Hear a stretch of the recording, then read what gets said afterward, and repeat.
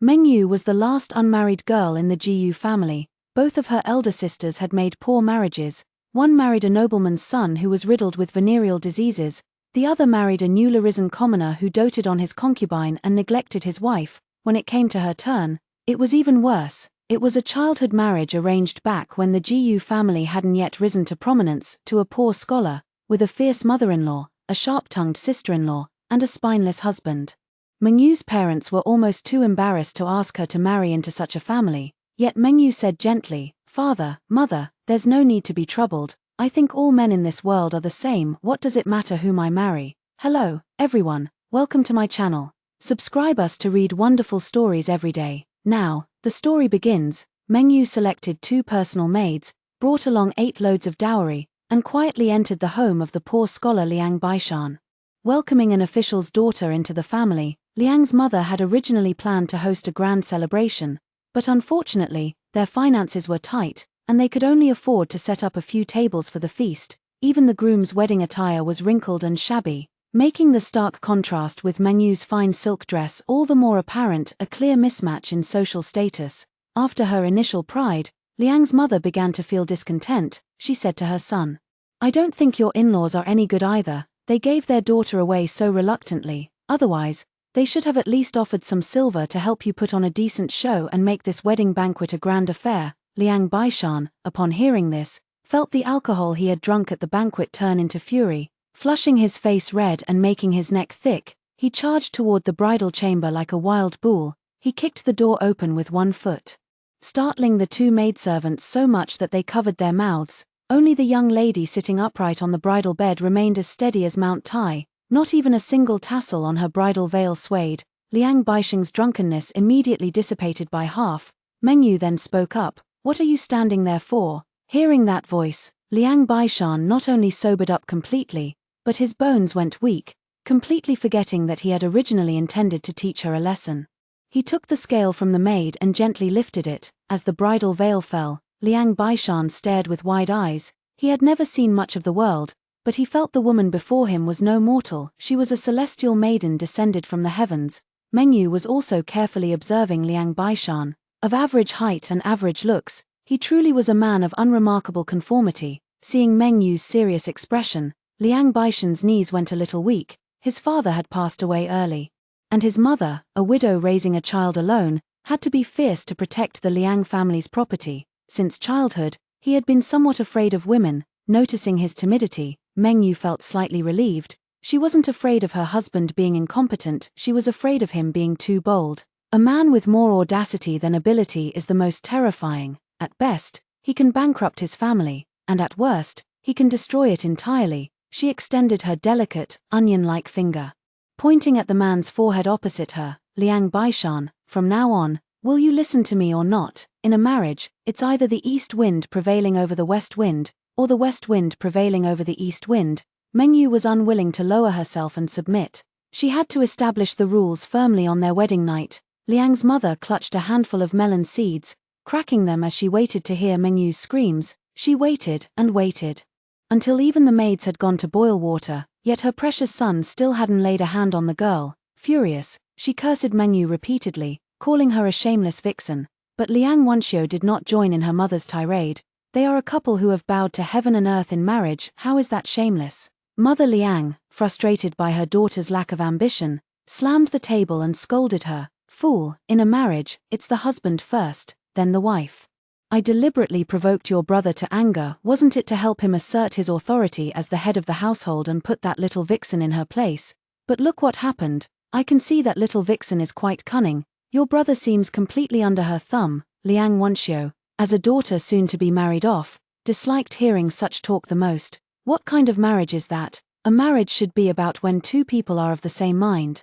Their sharpness can cut through metal. Instead of wishing them well, why stir up trouble between them? "Mother, you're such a fool, can't you see? Your sister-in-law brought 8 dowry chests with her. If your brother can control her, naturally one of those chests will be yours, but if they live happily together, with your brother's temperament, he'll surely forget his own mother once he has a wife.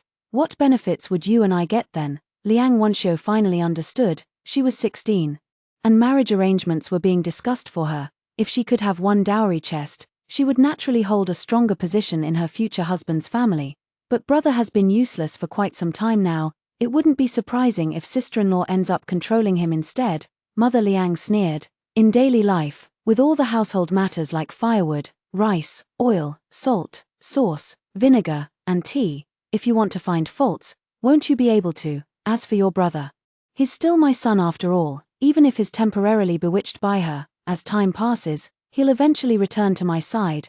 Mother Liang calculated that she must crush the new daughter-in-law's arrogance first thing tomorrow morning, to make her understand who truly calls the shots in the Liang family. The next day, while Mengyu was washing up, Xiaowu leaned in and whispered into her ear, recounting every word she had overheard from the eaves the previous night. After listening, Mengyu had a plan in mind but showed no sign of it. Once she finished washing up, she called Liang Baishan to go with her to serve tea. Mother Liang had prepared 2 red envelopes, handed them to Liang Baishan, and then told him to rise. Mengyu was left standing there by her. Liang Baishan had just wanted to say a few words in Mengyu's defense when his mother glared at him, making him shrink back and excuse himself to go study. Mengyu had completely figured out the Liang family's way of doing things. She no longer indulged them and, with Qianfan's help, stood up without a word, turning to walk out of the room. This stirred up a hornet's nest. Madame Liang shot up from her seat in a fury and shouted, "Do you even have any manners?" Mengyu glanced back at her and said with a smile, "I kowtowed and served tea according to the rules. It was you who didn't follow the rules." Mother Liang slammed the table with a thunderous noise. "Kneel down." Mengyu seemed to have heard something amusing. "Are you out of your mind? With my wealth and power, why should I fear a powerless countrywoman like you?" Mother Liang was so furious she nearly fainted. She cursed loudly, "Shameless little tramp. Disobeying your parents is a crime. I'll take you to court." Mengyu put away her smile. Mother Liang said triumphantly, "Scared now, aren't you? If you're scared, get on your knees." But Mengyu asked, "Who saw me being unfilial?" 2 maidservants shook their heads. "We didn't see anything." Liang Wenxiu's heart burned with anger. "Do you really think I'm dead? I saw it." "So what?" Mengyu shifted her gaze to Liang Wenxiu's face. This young lady was quite good-looking, better than her brother. "Wenxiu is in the process of arranging a marriage, isn't she? So what if I did? Once the match is settled, your sister-in-law will add to your dowry. I'll surely give you 2 loads of bridal gifts, so you can marry in style." At these words, Liang Wenxiu's determination to stand up for her mother instantly deflated. Enraged, Mother Liang couldn't hold back in front of Mengyu, directly scolding her daughter as a shallow-minded good-for-nothing. Mengyu sneered. "It's not that Wenxiu is shallow-minded, but that your heart is too deep." In their first confrontation, Mengyu emerged completely victorious, but she knew that Mother Liang was not an easy person to deal with, and there was still a fight ahead. After returning to her room, Xiaowu couldn't hold back and asked, "Are you really going to give her the dowry, miss?" Mengyu nodded. "Exchanging 2 loads of dowry for the mother and daughter to turn against each other isn't too expensive." Xiaowu was still indignant. "They started scheming for your dowry on the wedding day itself.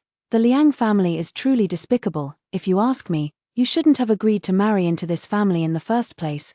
The master and mistress said that if you were unwilling, they would have called off this marriage." Mengyu smiled. "I have never met Liang Baishan before, and we share no childhood friendship, so why ask if I want to marry him? If my parents truly did not want me to marry him, I wouldn't even have known such a matter existed. They are not genuinely asking if I want to marry him, but rather expecting me to be sensible and willingly step into this pit of fire myself, so as not to put them, as parents, in a difficult position. After all, father has just been promoted, and everyone is watching him closely. If he were to reject this marriage arrangement, he would inevitably be accused of being untrustworthy, fickle, and looking down on the poor, which would damage his official reputation. This pit of fire, I have no choice but to jump into it. You have to read between the lines, not just take things at face value. They can talk about breaking off the engagement all they want, but I can't believe it." Xiaowu only half understood, but Qianfan was already sighing with deep melancholy, having been frustrated that morning. Mother Liang gathered the neighbors in the afternoon.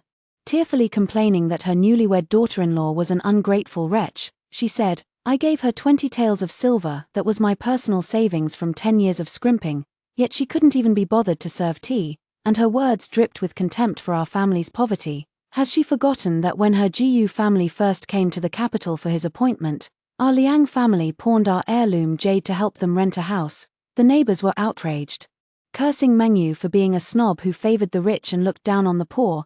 Calling her a terrible person, Aunt Li, known far and wide as a vicious mother-in-law, advised Mother Liang, "If you ask me, she just needs a good beating. Let Baishan teach her a lesson. A man's fist is hard enough to tame even a princess." Xiaowu, after eavesdropping, was so angry her eyes turned red. Madam said that money was repaid tenfold to the Liang family long ago. Besides, hasn't the young lady married into their family now? This is nothing but shameless slander. Meng Yu understood that Mother Liang was building momentum. She's trying to ruin my reputation. If she really takes me to court on the grounds of being unfilial, the villagers will all be her witnesses, and I won't stand to gain anything. Xiaowu grew anxious. What should we do then? After a moment's thought, Meng Yu instructed Qianfan to distribute the pastries she had brought from the capital to each household. Make a bit of a scene. Just say that the Liang family's new bride, Madame Ji Yu, is new here, and if there are any shortcomings in the future, she hopes the neighbors will be understanding.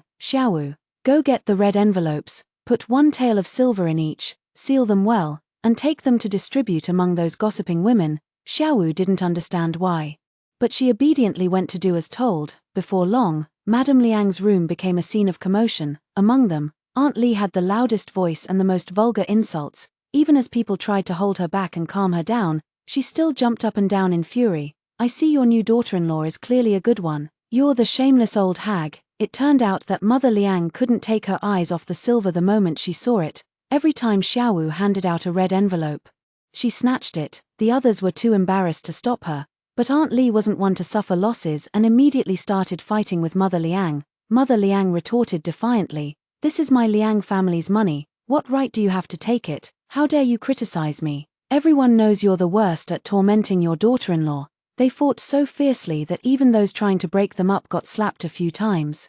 Even the most patient person would be enraged by these slaps and join the fray. A crowd scrambled and fought, the red envelope torn to pieces, red paper flying everywhere, and silver coins scattered all over the place. Meng Yu stood at the doorway, quietly watching the commotion. She thought, Mother Liang was the most short-sighted person in the Liang family. At night, Mother Liang, picking at the scars on her face, complained to Liang Baishan, who had just returned from studying. Liang Baishan, knowing some propriety, advised, "Her dowry is her own after all. Mother, why must you fight with her over it? She married into the Liang family. Forget the dowry. Even a single strand of her hair belongs to our Liang family." Mother Liang burst into another fit of crying and fussing, the commotion so loud that Xiaowu didn't even need to eavesdrop by the wall. Meng Yu pretended not to hear. She took the contraceptive soup and, without further thought, drank it all in one go. Qianfan advised, "Miss, perhaps you should consider other methods.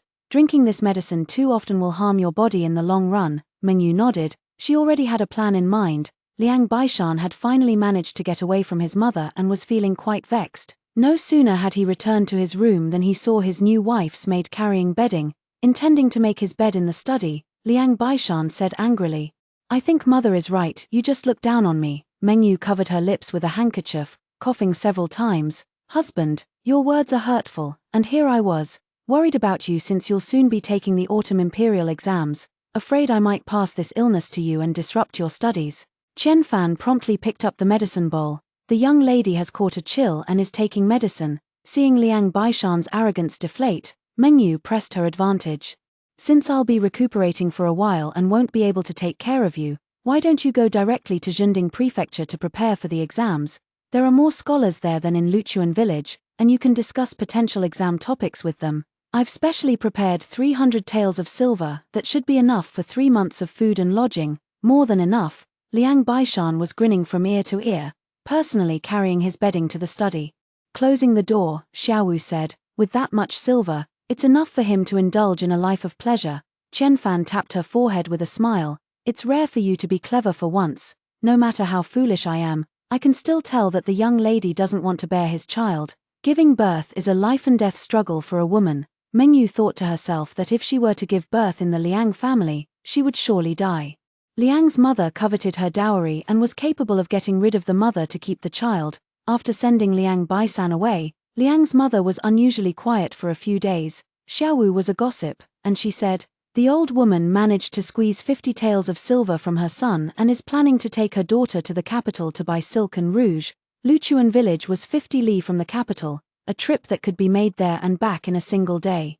Mengyu heard this and felt as if a pillow had appeared just when she was about to fall asleep. She had already been planning to find a way to send the Liang mother and daughter away for a while, but a single day was certainly not enough, so she sealed another 100 taels of silver and personally took it to Madame Liang. It's rare for mother to visit the capital, and as a daughter-in-law, I really should be by her side to attend to her. However, with my health not being the best, I can only offer some silver as a token of my regard. If mother wishes to extend her stay, she can simply take this jade pendant to Yong'an and have the expenses charged to the Jiyu family account. Yong'an is a business owned by the Jiyu family. The Jiyu family's ability to establish themselves firmly in the capital was partly due to Lord Gu's skill in maneuvering through social and political circles, and partly because Lady Jiyu had a sharp business mind. Together, the couple worked in harmony to elevate the Jiyu family from a household that once had to borrow money just to rent a place in the capital to a rising and influential new elite.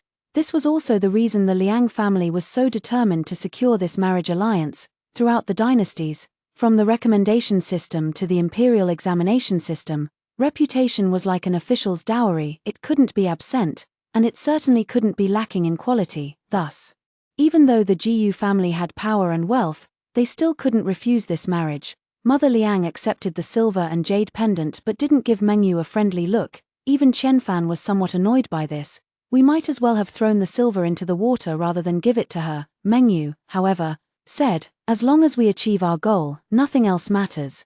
After seeing off Liang Baishan and the Liang mother and daughter, Mengyu had Qianfan stay at the Liang residence to host the banquet as a cover. While she took advantage of the chaos to bring Xiaowu on a trip to Zhending Prefecture, she intended to personally select a sweetheart for Liang Baishan. Yanshua Tower in Zhending Prefecture was a famous pleasure quarter. Mengyu arrived during the day, and as soon as she stepped out of the carriage, a woman covered in whip wounds was thrown at her feet.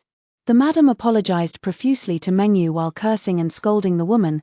Take a look at yourself in your current state. How dare you still put on the airs of a top courtesan? It turned out that a former top courtesan, now past her prime and named Sinew, had asked the madam for money to treat her illness, only to be beaten instead. Mengyu felt a surge of compassion and paid to redeem her. While tending to her illness, Mengyu didn't remain idle and continued to search for suitable candidates. After all the picking and choosing, nothing seemed quite right. The pretty ones weren't smart, and the smart ones weren't pretty. Mengyu was already prepared to return empty-handed, when Sinew volunteered herself. What do you think of me, miss? Her illness hadn't fully recovered yet. She was as delicate as a willow swaying in the wind, utterly pitiable. One glance from Liang Baishan would make him fall for her. Mengyu said, you are more than a match for him. I just feel it's not worth it for you. You finally escaped from the fiery pit. Why jump back in? Mengyu felt she was still a bit too soft-hearted, but the woman before her was truly pitiful. Sinew was originally the daughter of an official's family, but was implicated by her father and brothers and fell into the world of pleasure. Sinew smiled bitterly and said, after all, I have nowhere else to go. It's better to help you complete your plan, as a way to repay your great kindness.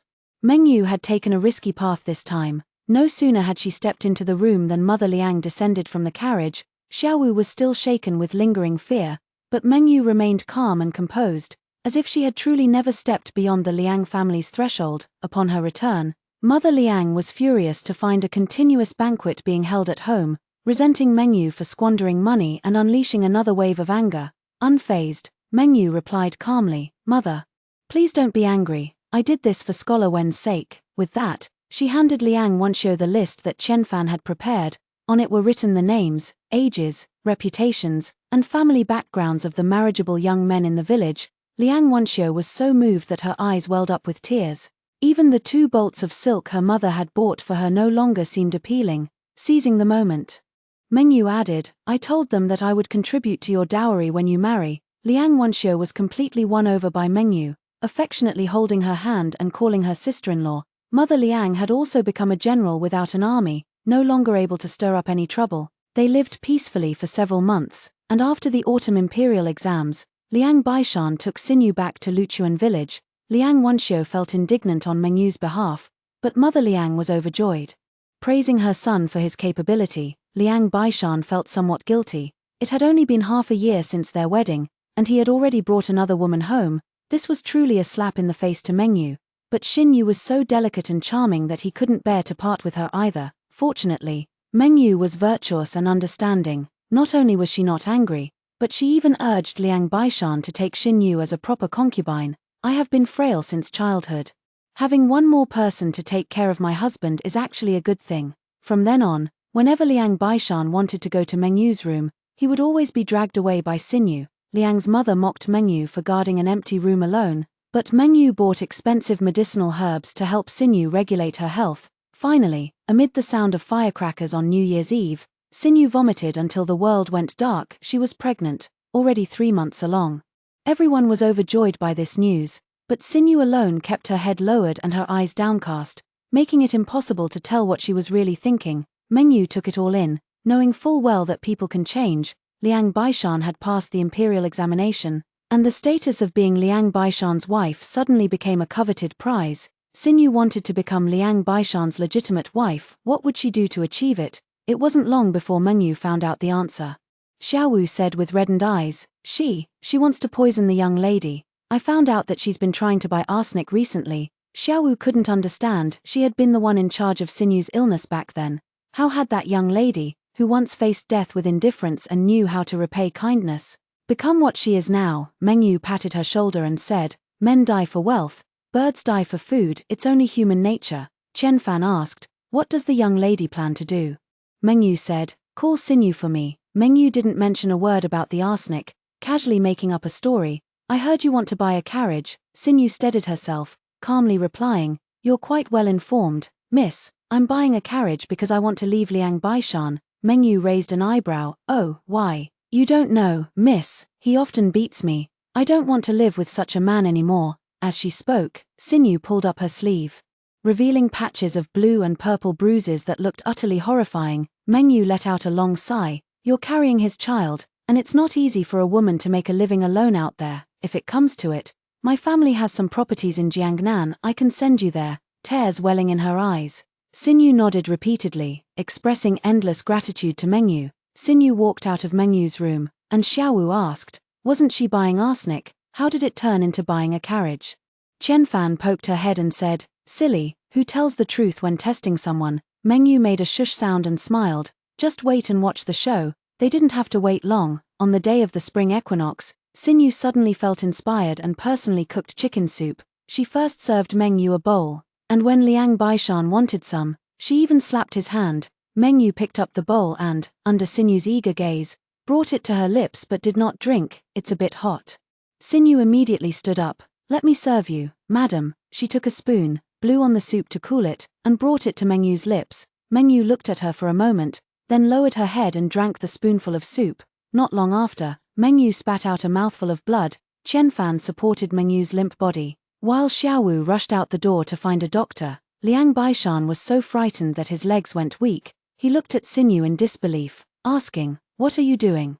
Whether from excitement or fear, Xin Yu trembled all over as she said, Liang Baishan, I am carrying your child. You must protect me. Liang Baishan supported Xin Yu, at a loss for what to do, and looked toward his mother. Liang Wanxiu felt as if the sky had fallen. How dare Xin Yu poison them the moment she arrived? Although the Liang family loved to take small advantages, they had never done anything as heinous as plotting to kill for money. Liang Wanxiu said, I'm going to report this to the authorities. Mother Liang grabbed her and pulled her back. You are not allowed to go. Mother Liang glanced at Xin Yu's belly, then looked at the dying Meng Yu, feeling nothing but satisfaction. She said, A living Jiyu family daughter is not as good as a dead one. Jiyu Meng Yu is too cunning. We won't gain much advantage from the Jiyu family while she's alive, but if she dies, no one will stop me from going to the Jiyu family to demand what's owed. And to protect their reputation, the Jiyu family would be more willing to give it. Besides, Baishan has just become a provincial scholar. If word gets out that a concubine killed the wife in his household, wouldn't that ruin his future? With that, she glared fiercely at Chen Fan and ordered Xin Yu, Pour her a bowl too. Liang Wanxiu cried and pleaded, Mother, stop this. Xiaowu has already gone to fetch a doctor. There's no way this can be kept hidden. Mother Liang, however, said, It's fine. A little girl like her can't run far in Deer Spring Township. Now that your brother has passed the imperial exam, there will only be more people wanting to curry favor with the Liang family. Xin Yu brought the soup, but being heavily pregnant made it inconvenient. Liang Baishan steeled his heart, took the bowl himself, pinched Chen Fan's chin, and forced her to drink it as well. Before long, Chen Fan also spat out a mouthful of blood. Seeing this, Liang Baishan and Mother Liang exchanged a glance and smiled at each other. Liang Wanxiu took a step back, feeling as though both his mother and elder brother had gone mad. However, though Mengyu and Chen Fan appeared weak, they stubbornly refused to die. Liang's mother, in the midst of her laughter, suddenly sensed something amiss. Arsenic was a deadly poison. How could it still leave them with a breath of life? Just as she realized this, she saw Mengyu lightly lick the blood at the corner of her lips and say with a smile, "It's quite sweet." Just as Mother Liang and her son were struck with horror, the courtyard gate was pushed open, with Xiaowu followed by the village chief and the doctor. Seeing Xiaowu rush straight to the kitchen without even glancing at Mengyu, Xinyu instantly understood. Mengyu had known all along that what she bought was arsenic. Shortly after, the doctor approached the village chief holding a blackened silver needle. "There's poison in the chicken soup." With both witnesses and evidence present, Mother Liang, realizing she could no longer deny it, immediately pushed Xinyu forward, claiming it was all the doing of this venomous concubine. But she had no idea that the village chief and the doctor, following Xiaowu, had already overheard her plan to kill for money by eavesdropping. What she failed to realize even more was that a scholar whose future was uncertain was nothing compared to high-ranking officials in the capital. Just as the village chief was about to send someone to arrest the Liang family, Mengyu spoke up. "May I say something?" Hearing Mengyu's voice, Madame Liang perked up again. "She's alive. We are not guilty," the village chief angrily said. "Poisoning is a crime. It's one thing for an illiterate old woman like you not to know, but Liang Baishan is an educated man who passed the imperial exams. To knowingly break the law, what punishment does that deserve?" Liang's mother, as if possessed, declared, "That's right, my son is a provincial scholar. I'd like to see who dares lay a hand on him." Mengyu coughed once, interrupting Liang's mother's hysterics. She gazed resentfully at Liang Baishan and said, "After marrying into the Liang family, I contributed both money and effort. I even arranged a concubine for you. I've never done anything to wrong any of you, so why have you treated me this way?" The onlooking neighbors all chimed in. "That's right, not only is Madame Gu good to the Liang family, but she's also kind to us neighbors. Whenever anyone has a problem and asks her for help, she never refuses. It's the Liang family that's in the wrong. I heard that on the very day of the wedding, that old woman from the Liang family encouraged her son to beat his bride. Oh my, what a black heart." Liang Baishan listened to the overwhelmingly negative public opinion, no longer displaying the arrogance he had when forcing Chen Fan to take the medicine. His legs gave way, and he knelt before Mengyu. "Madam, save me." A tear fell from the corner of Mengyu's eye, making everyone's hearts ache. She said, "Since we were once husband and wife, I have no desire to drive you to utter ruin. But to continue living with you, that I dare not do. Write me a letter of separation, and this matter will be settled. Let us each take care of ourselves from now on." Liang Baisheng, having narrowly escaped death, was terrified that Mengyu might change her mind and hastily agreed. Only Xinyu understood the truth. Back when Mengyu had sought a concubine for Liang Baisheng, it wasn't to bear a child in her stead, but to secure grounds for separation from him. Back then, Mengyu told Xinyu that due to her poor health, she couldn't conceive or bear children. Her husband's family was still unaware of this, and she didn't want them to find out. However, she knew this secret couldn't be kept forever, so she thought it would be better to find a woman to seduce her husband. This way, she could both cover up her infertility and make her husband feel guilty toward her. The reason Xinyu took such a risk was that she accidentally overheard Mengyu saying she would keep the child and get rid of the mother. Now, looking back, Mengyu must have intentionally let her hear it. All of this was part of Mengyu's scheme. Xinyu saw through the truth, but dared not speak it aloud. If Liang Baisan were to discover that she and Mengyu had schemed against him together, she would surely face dire consequences. Mengyu wept pitifully. Yet there was not a trace of genuine sorrow in her eyes. After all, from the very first day she married into the Liang family, she had been waiting for this day. She just wanted to laugh. The laws of this dynasty were harsh. If a woman initiated a divorce, she would first have to spend 2 years in prison. She also couldn't find fault with Liang Baishan to threaten him into agreeing to a divorce. If a wife accused her husband, even if the charges were true, the wife would still have to serve 2 years in prison, and for the sake of her father's reputation, she couldn't be divorced either. Fortunately, no matter how difficult it was, she still won this game. To be honest, Mengyu still felt somewhat indignant. The Gu family had prospered, but only her brothers enjoyed the privileges. As for her and her sisters, whether they married into wealthy families or humble households, They had to live under the watchful eyes of their husbands. Her parents were powerful and influential, yet if she wanted to divorce a man who had neither power nor influence, she had to scheme with all her might, even to the point of tearing off a layer of her own skin. What should a woman do to truly hold her own fate in her hands? When Mengyu left, she still left Liang Wenxiu with 2 loads of dowry. Xiaowu said angrily, "If the young lady doesn't hold the Liang family accountable, that's one thing, but to leave them so much money, if you ask me.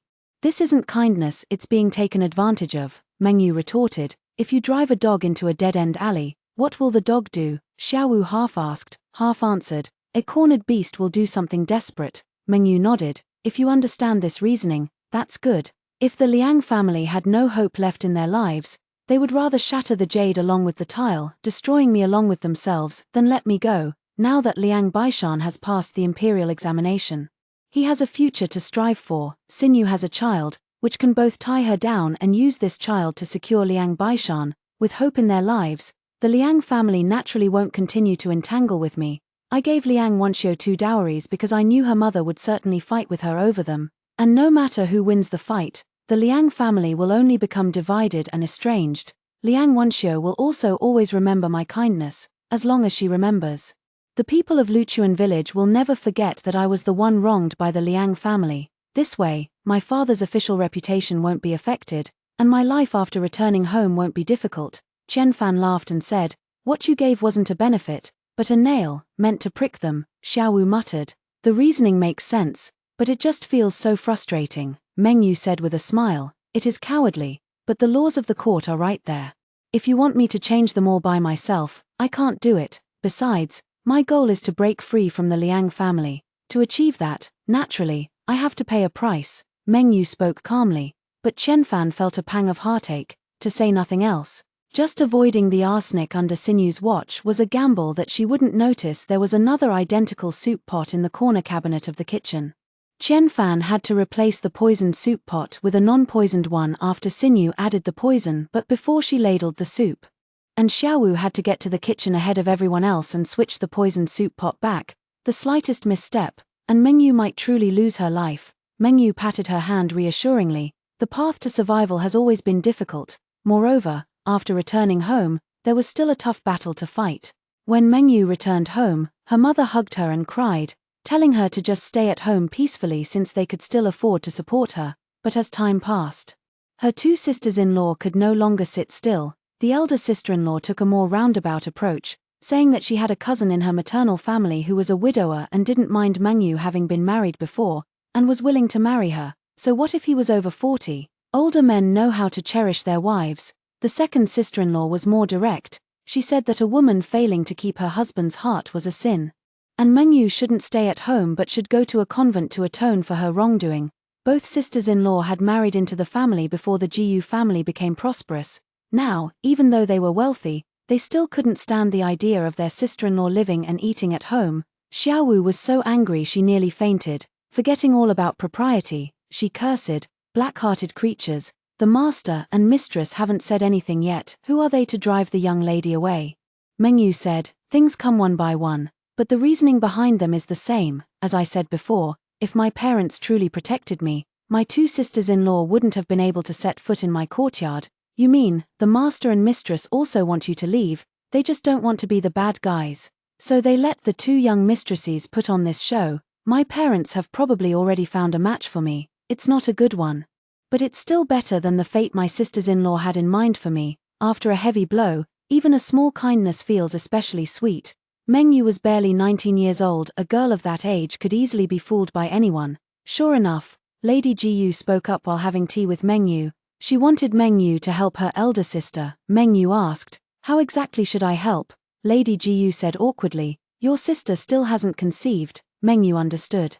"Mother wants me to become my brother-in-law's concubine." Madame Gu's eyes reddened as she said, "Your sister is not like you. She lived through hard times with us. Back when the family had no money, she had no chance to study and barely knows how to read. The Marquis's family looks down on her for this. And to make matters worse, she hasn't been able to bear a child. Now the Marquis's family intends to divorce her. Please take pity on her. After all, you've been married once before.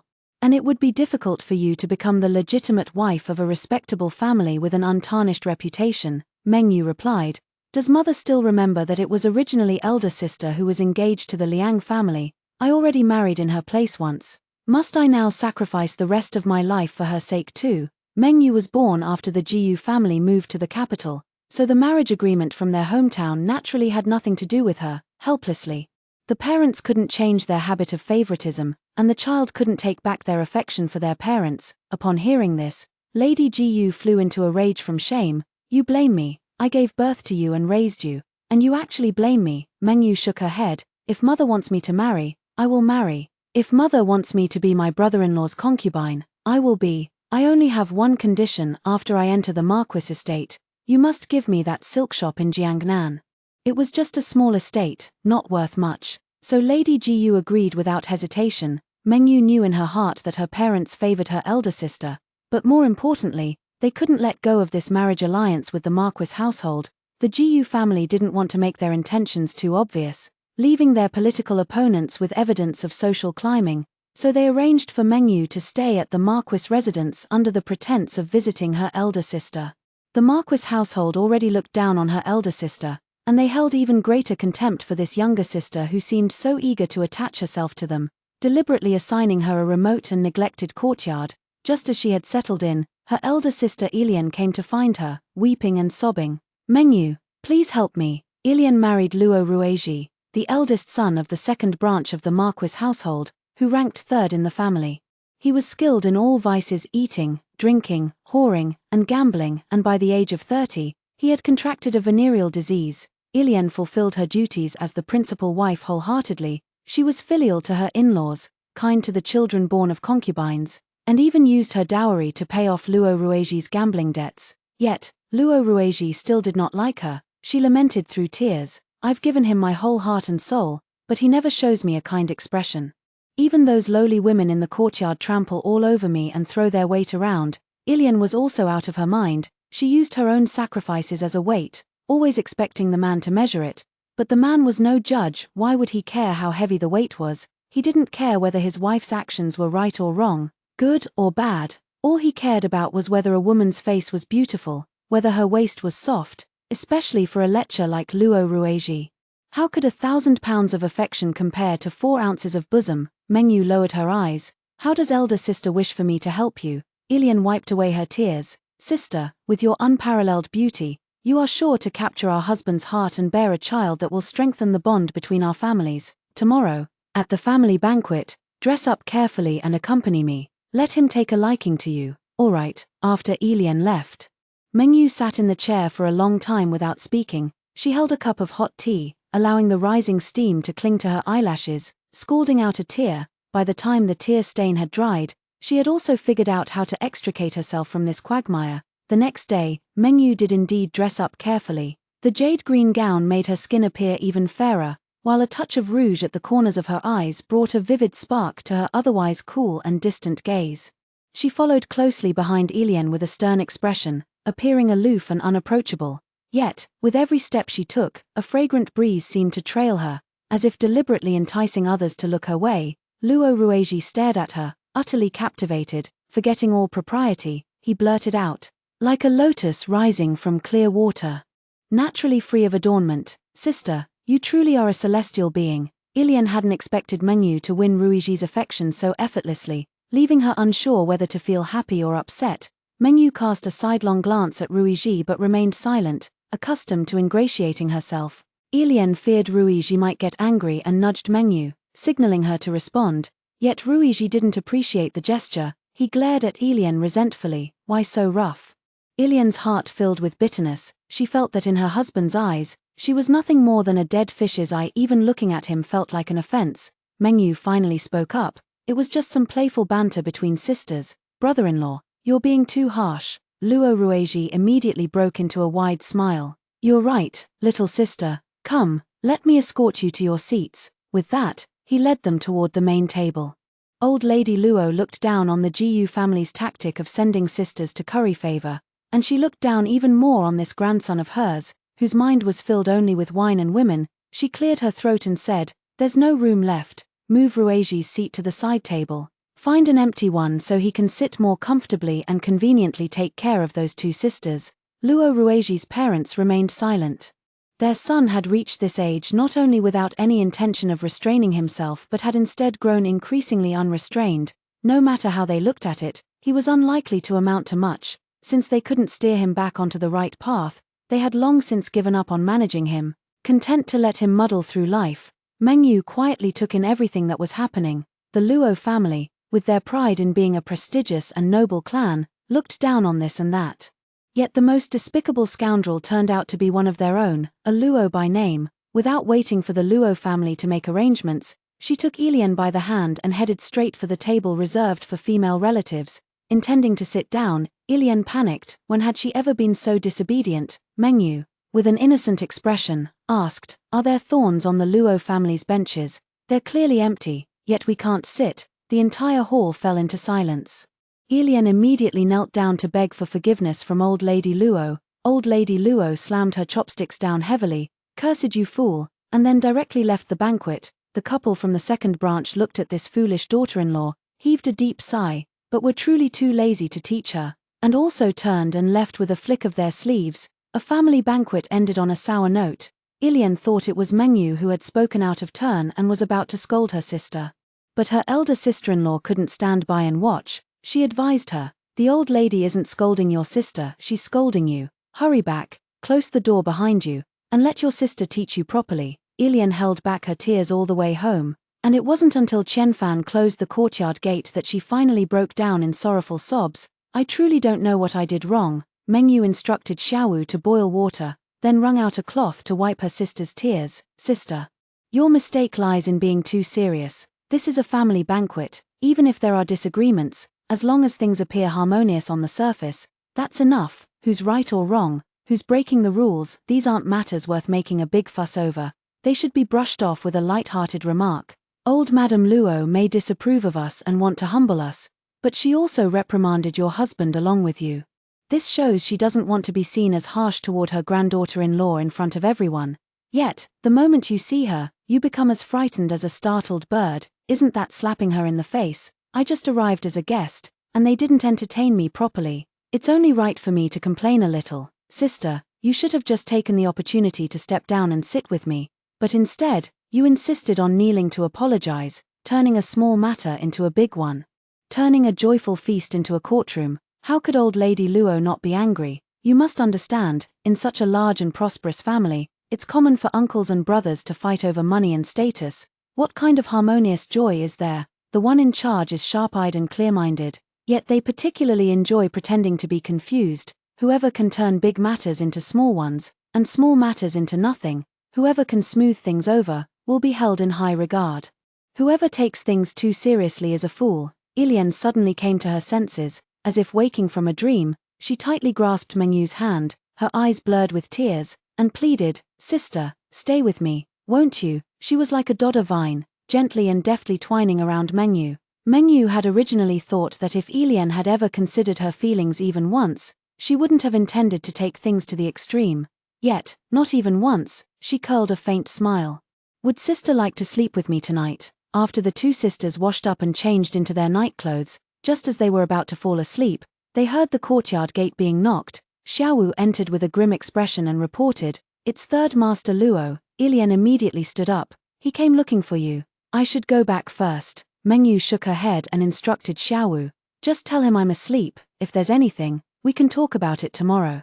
Ilian anxiously said, "How can you turn him away? If you anger him and he stops coming to see you, what will you do then?" Meng Yu asked instead, "Sister, do you really understand your husband?" Ilian was stumped by this question. She always felt that Luo Rueji stood in a fog, tall, yet elusive. She said painfully, "His heart is hard to grasp." Meng Yu looked at her quietly and said, "Sister, you look up to him, so naturally you can't see his face clearly."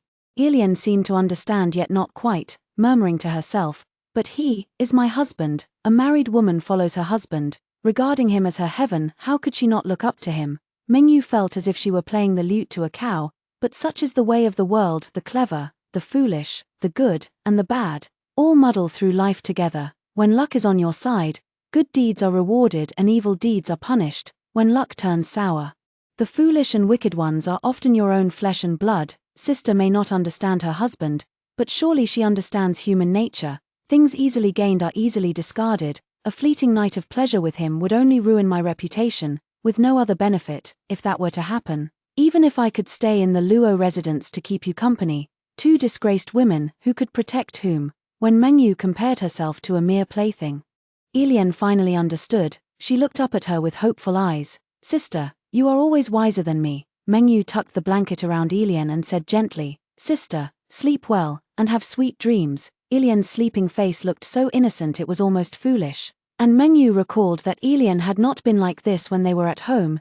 Elian grew up in the countryside. She knew how to make kites and how to tend to the few fruit trees at home. After she got married, the fruit trees at home no longer bore fruit. Mengyu's childhood also came to an abrupt end. Thinking of the past, Mengyu's hardened heart softened, but when she looked at Elian again, that wrinkled face slowly grew fangs under the candlelight. Has changed. Mengyu understood that the one who used to pick fruit for her had now come to see her as the fruit. Ilian's name would gradually fade away within the Luo family's Jiyu clan. Mengyu blew out the bedside candle, and as the night crept in, her heart darkened once more. If the unfortunate indulge their own soft-heartedness, they are stabbing themselves with their own hands. As the sky was just beginning to lighten, Luo Rueji sent someone to invite Mengyu to join him for breakfast. Everyone knew why Mengyu had come to the Marquis's residence, and Luo Rueji was naturally aware of it as well, so there was no need for him to keep a low profile.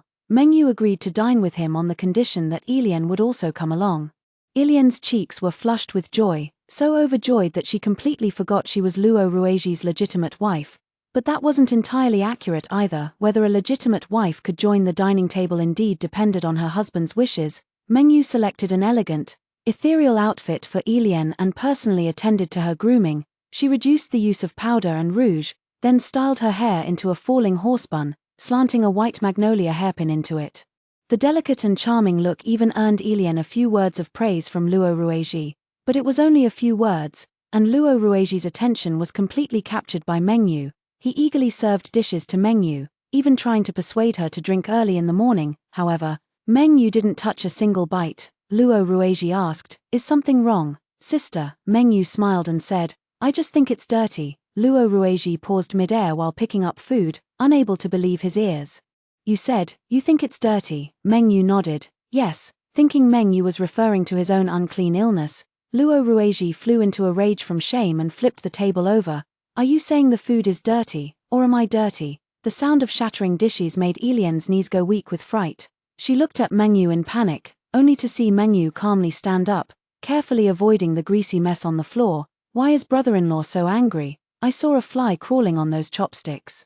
Luo Rueji felt somewhat awkward, but then it occurred to him that Mengyu had deliberately left her words half-finished, perhaps precisely to make him misunderstand, but he had no proof, and he couldn't exactly force her to admit it. After all, she was still a guest. Mengyu stepped around the mess on the floor and took her leave. Just as Yi Lian was about to leave with her, Luo Rueji called out to stop her. She felt a mix of fear and anticipation. Could it be that she had truly stood out today? Causing Luo Rueji's heart to stir a little, Luo Rueji, however, handed her a packet of medicinal powder, instructing her to find an opportunity to slip it into Mengyu's food or drink. He looked coldly at the packet of powder, thinking that since Jiyu Mengyu was so eager to come and be a concubine, she didn't deserve to put on airs. Ilian was momentarily at a loss for what to do. She thought, Mengyu had never shown dissatisfaction about entering the Luo household. Yet she wasn't exactly docile. She still couldn't quite figure out her attitude, but if she really went through with drugging her, what if Mengyu ended up hating her for it? Ilian clutched the packet of medicinal powder and fled back to her courtyard as if escaping, not daring to face Mengyu. The Luo residence was unlike Liang Baishan's home. Xiaowu had no way of eavesdropping, so news of Mengyu naturally didn't reach her, but Mengyu had deliberately provoked Luo Rueji's temper, and she was well aware that angering a man would inevitably invite his retaliation. However, what clever means of revenge could a man who frequented brothels and pleasure quarters possibly have? She instructed Qianfan to pay attention to daily meals and be cautious not to let anyone slip in anything harmful, then handed Xiaowu some silver notes, telling her to go gamble with the maids and matrons of the Marquis estate. Xiaowu, with her round eyes and round face, naturally had a likable appearance among women. After losing a few rounds of money at the gambling table, it was only a matter of time before she blended in with the servants of the Marquis estate.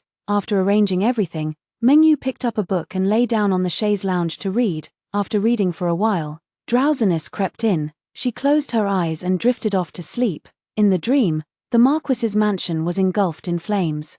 The fire licking at the hem of her skirt and crawling up her spine, yet she lay there quietly, not even letting out a cry of pain. It turned out she was already dead, a nightmare. When Mengyu woke up, her throat was parched. She poured herself a cup of cold tea to soothe the restlessness burning in her chest. Just then, Qianfan came in to call her. "Miss, it's time." Mengyu had an appointment with someone, Song Wanfeng, Luo Ruiji's most beloved concubine.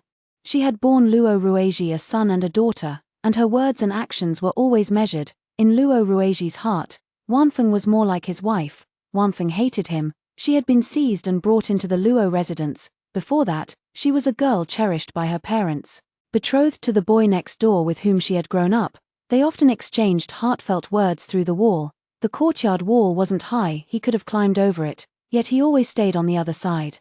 Giving her peach blossoms in spring and candied hawthorns in winter, never crossing the line. The trouble lay in that not-so-high wall. When the Luo family came to seize her, the news easily flew over it. The trouble also lay in his love for her. Though he had never learned martial arts, he still came to rescue her with a firewood chopper in hand. Unfortunately, raw courage wasn't of much use. He was surrounded by the Luo family's servants, who brutally broke both his legs. Beside his broken legs were several silver ingots, stained with dark red blood, mud blackened by blood, and his helpless tears. Wen Feng's mouth was covered, her cries trapped in her throat and forced back into her organs, the pain so intense that even now, whenever she recalls that day, she struggles to breathe. Mengyu asked if she wanted revenge, but Wen Feng laughed until tears streamed down her face. She said, "I've already given birth to 2 children, what does revenge even matter now? If you came to see me just to say these things, I advise you not to waste your efforts. You should know that an ant trying to shake a tree is a futile endeavor." Mengyu smiled and said, "The Luo family may be a big tree, but Luo Ruiji is not. He is now a discarded pawn. If he is a discarded pawn, then I am the concubine of a discarded pawn. We rise and fall together. Why should I make things difficult for him? That's not right." Mengyu took a sandalwood box from Qianfan. Inside was a Buddha pendant carved from mutton-fat jade. "Your children have boundless futures ahead of them. The Luo family will rally the entire clan to support them. The only stumbling block in their path is their father, who has a tarnished reputation." Wanfeng's eyes reddened the moment she saw the jade pendant. Mengyu placed the Buddha pendant in Wanfeng's palm. The finest mutton-fat jade was warm to the touch and exceptionally comfortable to hold, yet Wanfeng felt as if it were scalding her. This jade pendant is a family heirloom from her fiancé. There is a small dent on it, which she accidentally knocked into it. She asked, "Is he doing well now?" Mengyu shook her head. "He couldn't hold on any longer and passed away 3 years ago." Wanfeng froze. She stared at Mengyu with those terrifyingly red eyes. "Do you think I am heartless and ungrateful? Even if I couldn't kill Luo Ruiji, I should have hanged myself with a rope instead of clinging to life and even bearing 2 children with my enemy." Mengyu remained silent for a moment before speaking. "It wasn't your fault. So why should you pay with your life?" "Lady Wanfeng, everything in this world has always been this way. Getting everything you wish for is a luxury, while being constrained by circumstances is the norm. Those whose lives are as fragile as duckweed need not be too hard on themselves." Mengyu stood up to take her leave, but just as she was about to step out of the flower hall, Wanfeng called out to her, "If you don't want to marry Luo Ruiji, why did you come here?" "I, too, have no choice. A daughter from a wealthy and influential family. Can she not control her own fate either?" Mengyu leaned against the doorframe. The setting sun casting a few faint rays of yellow light through the gaps between her fingers. A daughter from a wealthy and influential family must still marry. Once married, her life becomes tied to her husband's, no longer her own. Mengyu was unwilling, yet she lacked the power to rise up in rebellion. She could only lower her head and carefully plan, attempting to first tear open a crack, then widen that crack into a door. When that time came, she would be able to fly away. Qianfan was accompanying Mengyu on their way back when they saw Xiaowu rushing toward them in a panic. It turned out that Elian had heard that Mengyu went to see Wanfeng, which infuriated her so much that she threw a tantrum in Mengyu's courtyard, smashing porcelain all over the floor. "You are my sister, yet you went to have tea with that vixen." Elian's face flushed crimson, her eyes fierce with malice. The mere mention of Wanfeng made her shed all timidity and fragility, transforming into a fighting dog ready to tear the other woman's flesh from her bones. In Elian's words, Wanfeng was a cunning schemer who would stop at nothing to climb the social ladder. Not only had she abandoned her deeply devoted fiancé, but she had also mastered seductive arts that made Luo Rueji lose all reason in his obsession with her. Sister, I brought you here precisely to counter her influence. Now that you're getting along so well with her, where does that leave me? Mengyu thought to herself, Ilian was certainly sharp when it came to matters that threatened her interests. Since she understood gains and losses so well, why did she have no qualms about harming her own sister? Only after Ilian finished her outburst did she realize that Mengyu's gaze was frighteningly cold, and she belatedly felt a pang of guilt. She cried, I must have lost my mind, but I'm truly terrified of that seductress. She has already stolen my husband. And I'm just afraid she'll take my sister too. Wanfeng was clearly taken by your husband. How can you have the nerve to pin the blame on her? Sister, don't be fooled by that seductress. There isn't a single word of truth in her mouth, Mengyu said quietly. It wasn't her who told me. I looked into it before I moved into the Marquis's residence. Sister, you want me to help you, yet you won't be honest with me, Ilian muttered. We're sisters by blood, would I ever harm you?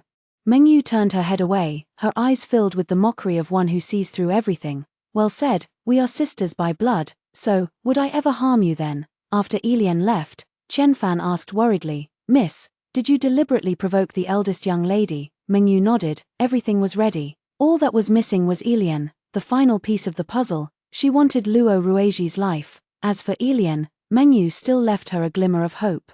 Entirely depending on whether she would have a change of heart, unfortunately, she stepped on a piece of broken porcelain. Her sister's heart was likely the same, shattered beyond repair, sharp and wounding. Not long after, Ilian fell ill and asked Mengyu to take care of her. Ilian spoke pitifully, saying that no one in the Luo family cared whether she lived or died, and that she trusted no one but Mengyu. But Mengyu knew that all the medicine she had painstakingly prepared was being fed by Ilian to the asparagus fern by the window. Xiaowu rolled her eyes dramatically. Does the young lady think our noses are just for decoration? If you're going to pretend to be sick, at least put some effort into it. You can't even be bothered to drink the medicine.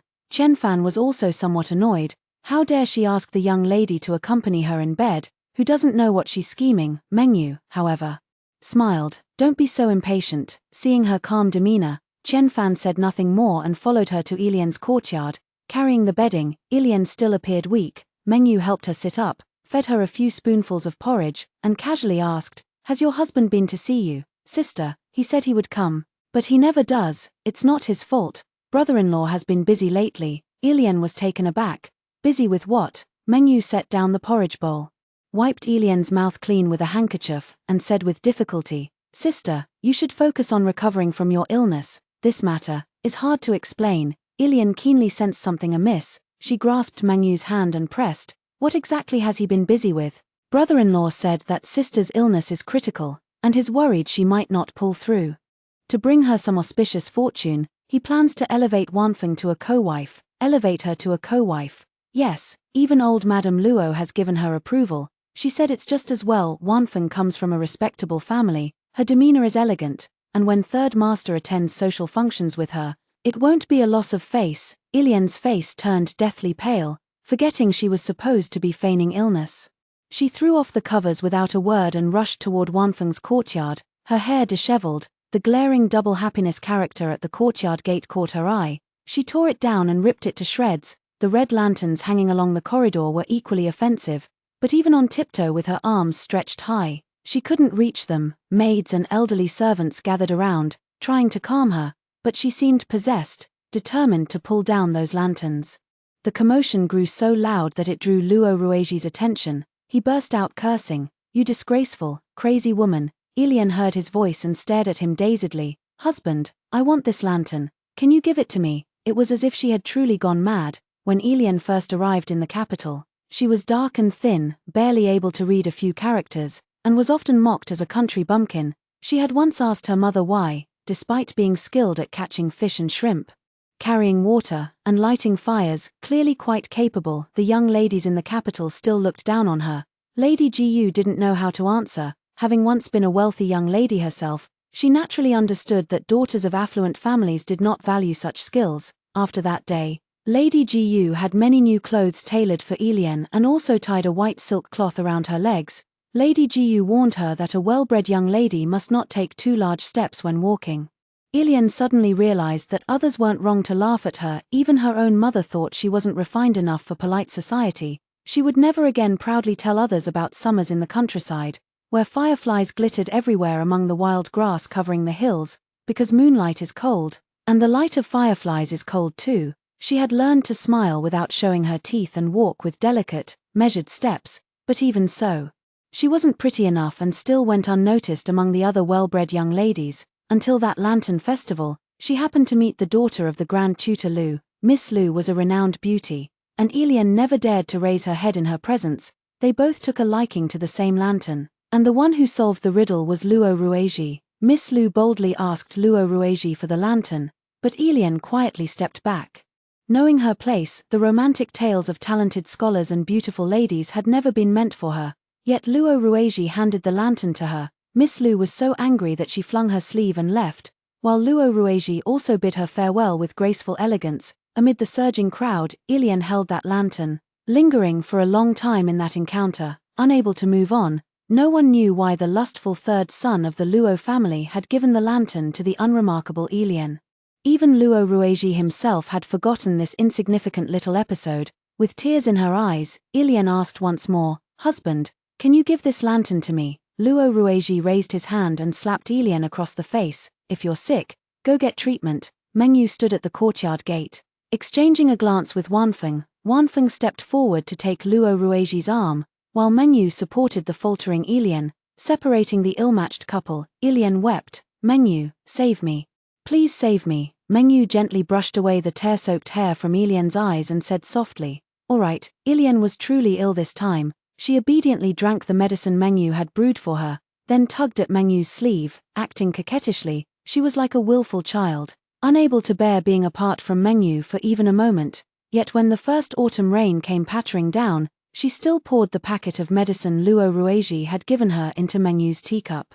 As Mengyu picked up that cup of tea, she couldn't help but wonder, what exactly is human obsession? Why does it make people persist in their mistakes despite knowing better, refusing to change until faced with dire consequences? Ilian's gaze gradually grew feverish. She was as happy as a teenage girl. Lifting her skirt and running along the storm-swept corridor, she was running toward the young man in her memories, even if time had stripped away his mask.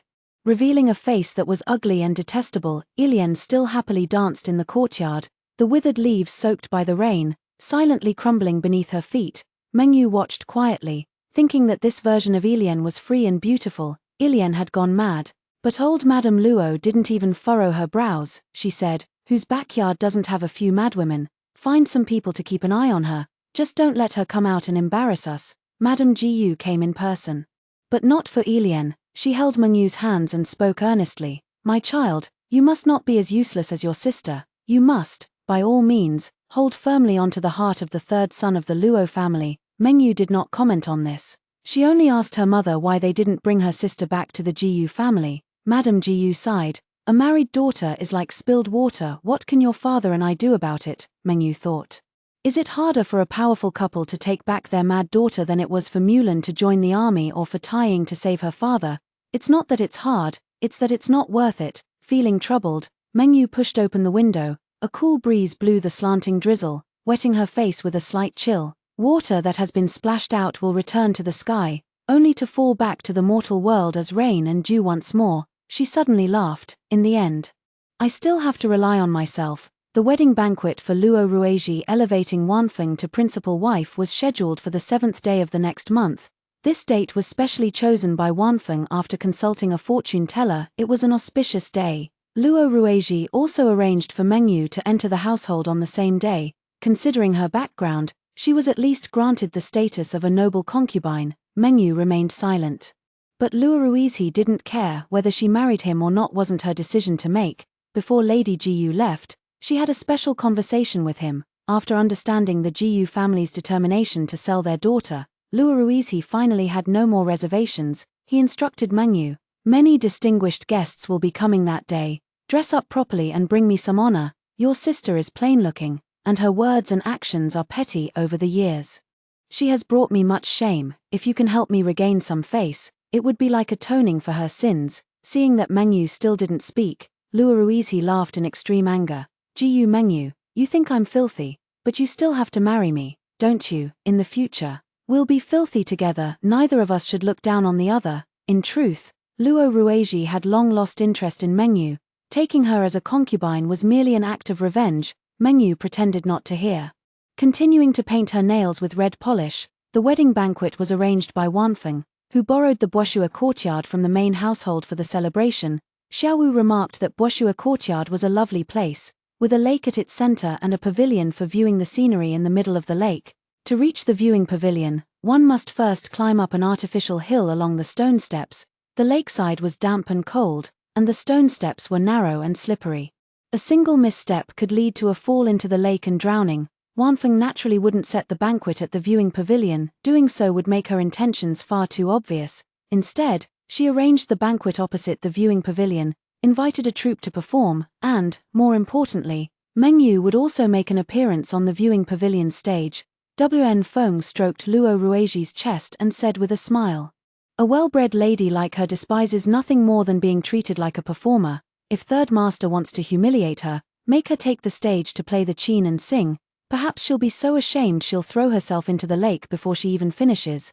Luo Rueji happily agreed. "Yes, let her play the qin and sing. If we're pleased, we'll reward her with a few copper coins. If not, we'll throw a few rotten eggs at her." On the day of the wedding banquet, Luo Rueji sat triumphantly among the guests, listening to everyone congratulate him on his double happiness. With his lovely bride in his arms, Luo Rueji was already in high spirits. The thought of Mengyu's impending humiliation made him so delighted that he drank 2 extra cups of wine. Just as the crowd was clinking glasses and laughter filled the air, the lively drumbeats suddenly ceased, and the sound of a zither began to play, neither soft nor affected.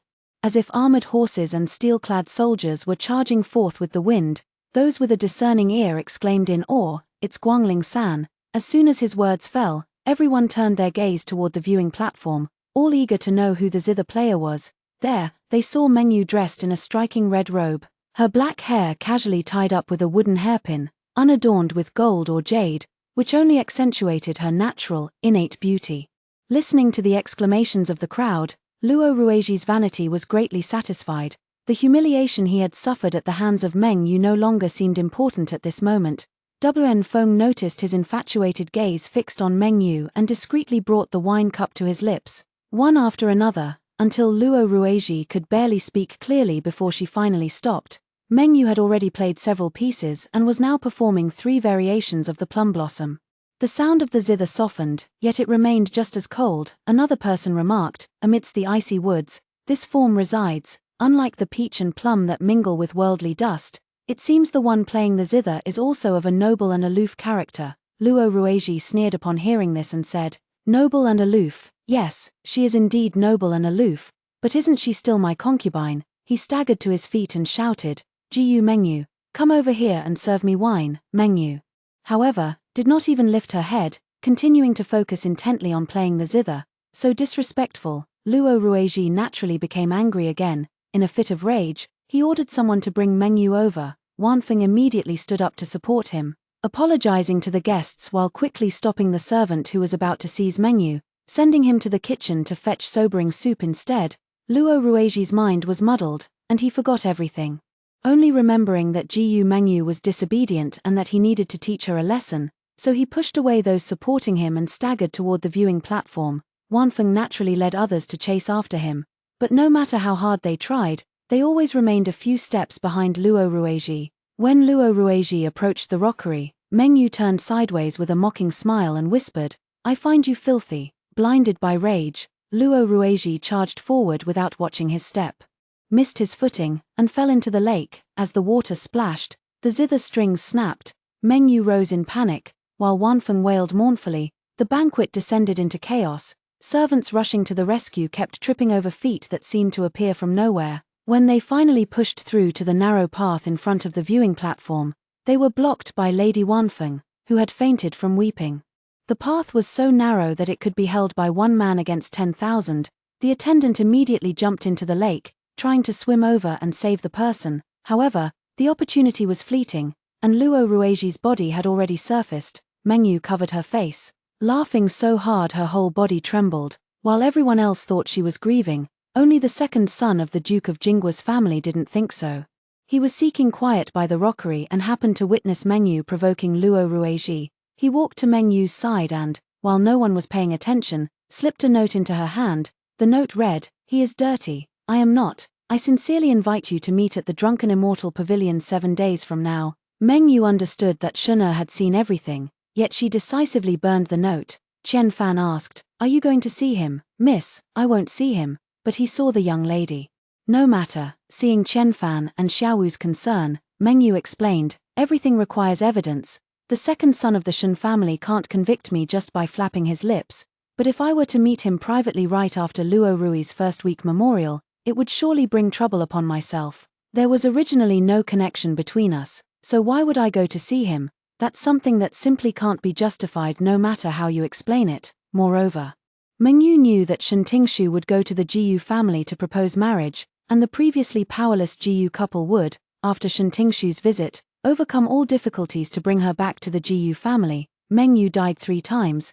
The first time, she died on the day she gave birth. Liang Baishan was incompetent, and his mother was unwilling to spend money on a doctor, leaving her to die in agony on the delivery bed. The second time, she set herself on fire and burned to death. Luo Rueji had passed a venereal disease to her. Her body was covered in festering sores with no cure in sight. As she lay on the brink of death, she set the bed curtains ablaze. The third time, she died at the hands of Shen Tingshu. Vows of eternal love still echoed in her ears, and the smiling faces from their moments of affection were still vivid before her eyes. Mengyu stared in disbelief at Shen Tingshu's twisted expression, while he only tightened his grip around her neck. When Mengyu opened her eyes once more, she abandoned all illusions. Lady Jiyu visited the Luo family again, and no one knows what she said to the old Madame Luo, but the Luo family actually agreed to let Mengyu leave. Before leaving, Mengyu went to see Ilian one last time. Since she stopped drinking the medicine personally prepared by Mengyu, Ilian's mental state had improved significantly. Sometimes, when she was lucid, she would pick up a square handkerchief from her sewing basket and embroider something, stitch by stitch. Mengyu looked closely, round, orange. It was the fruit from the tree at home. Ilian murmured to the handkerchief, "Sister, I'm sorry." Mengyu remembered the cup of tea Ilian had handed her. She had drunk it. From the very first sip, it was bitter, and she never waited for the sweetness to return. Mengyu said, "Not every apology deserves to be forgiven." Ilian continued to stare at that handkerchief. After a moment, tears fell onto the fruit, and she said, "Yes." The sedan chair from the Jiyu family arrived to pick up Mengyu. As she left, she still took that unfinished embroidered handkerchief with her. She didn't know why she did this either. The worldly affairs Mengyu thought she had long seen through once again became shrouded in mist at this moment. She brooded for a while, then came to an understanding. Walking through the world, mortals are essentially walking blind. Why does the sun rise in the east? Will there be wind and rain tomorrow? The origin cannot be clearly explained, nor can the destination be predicted.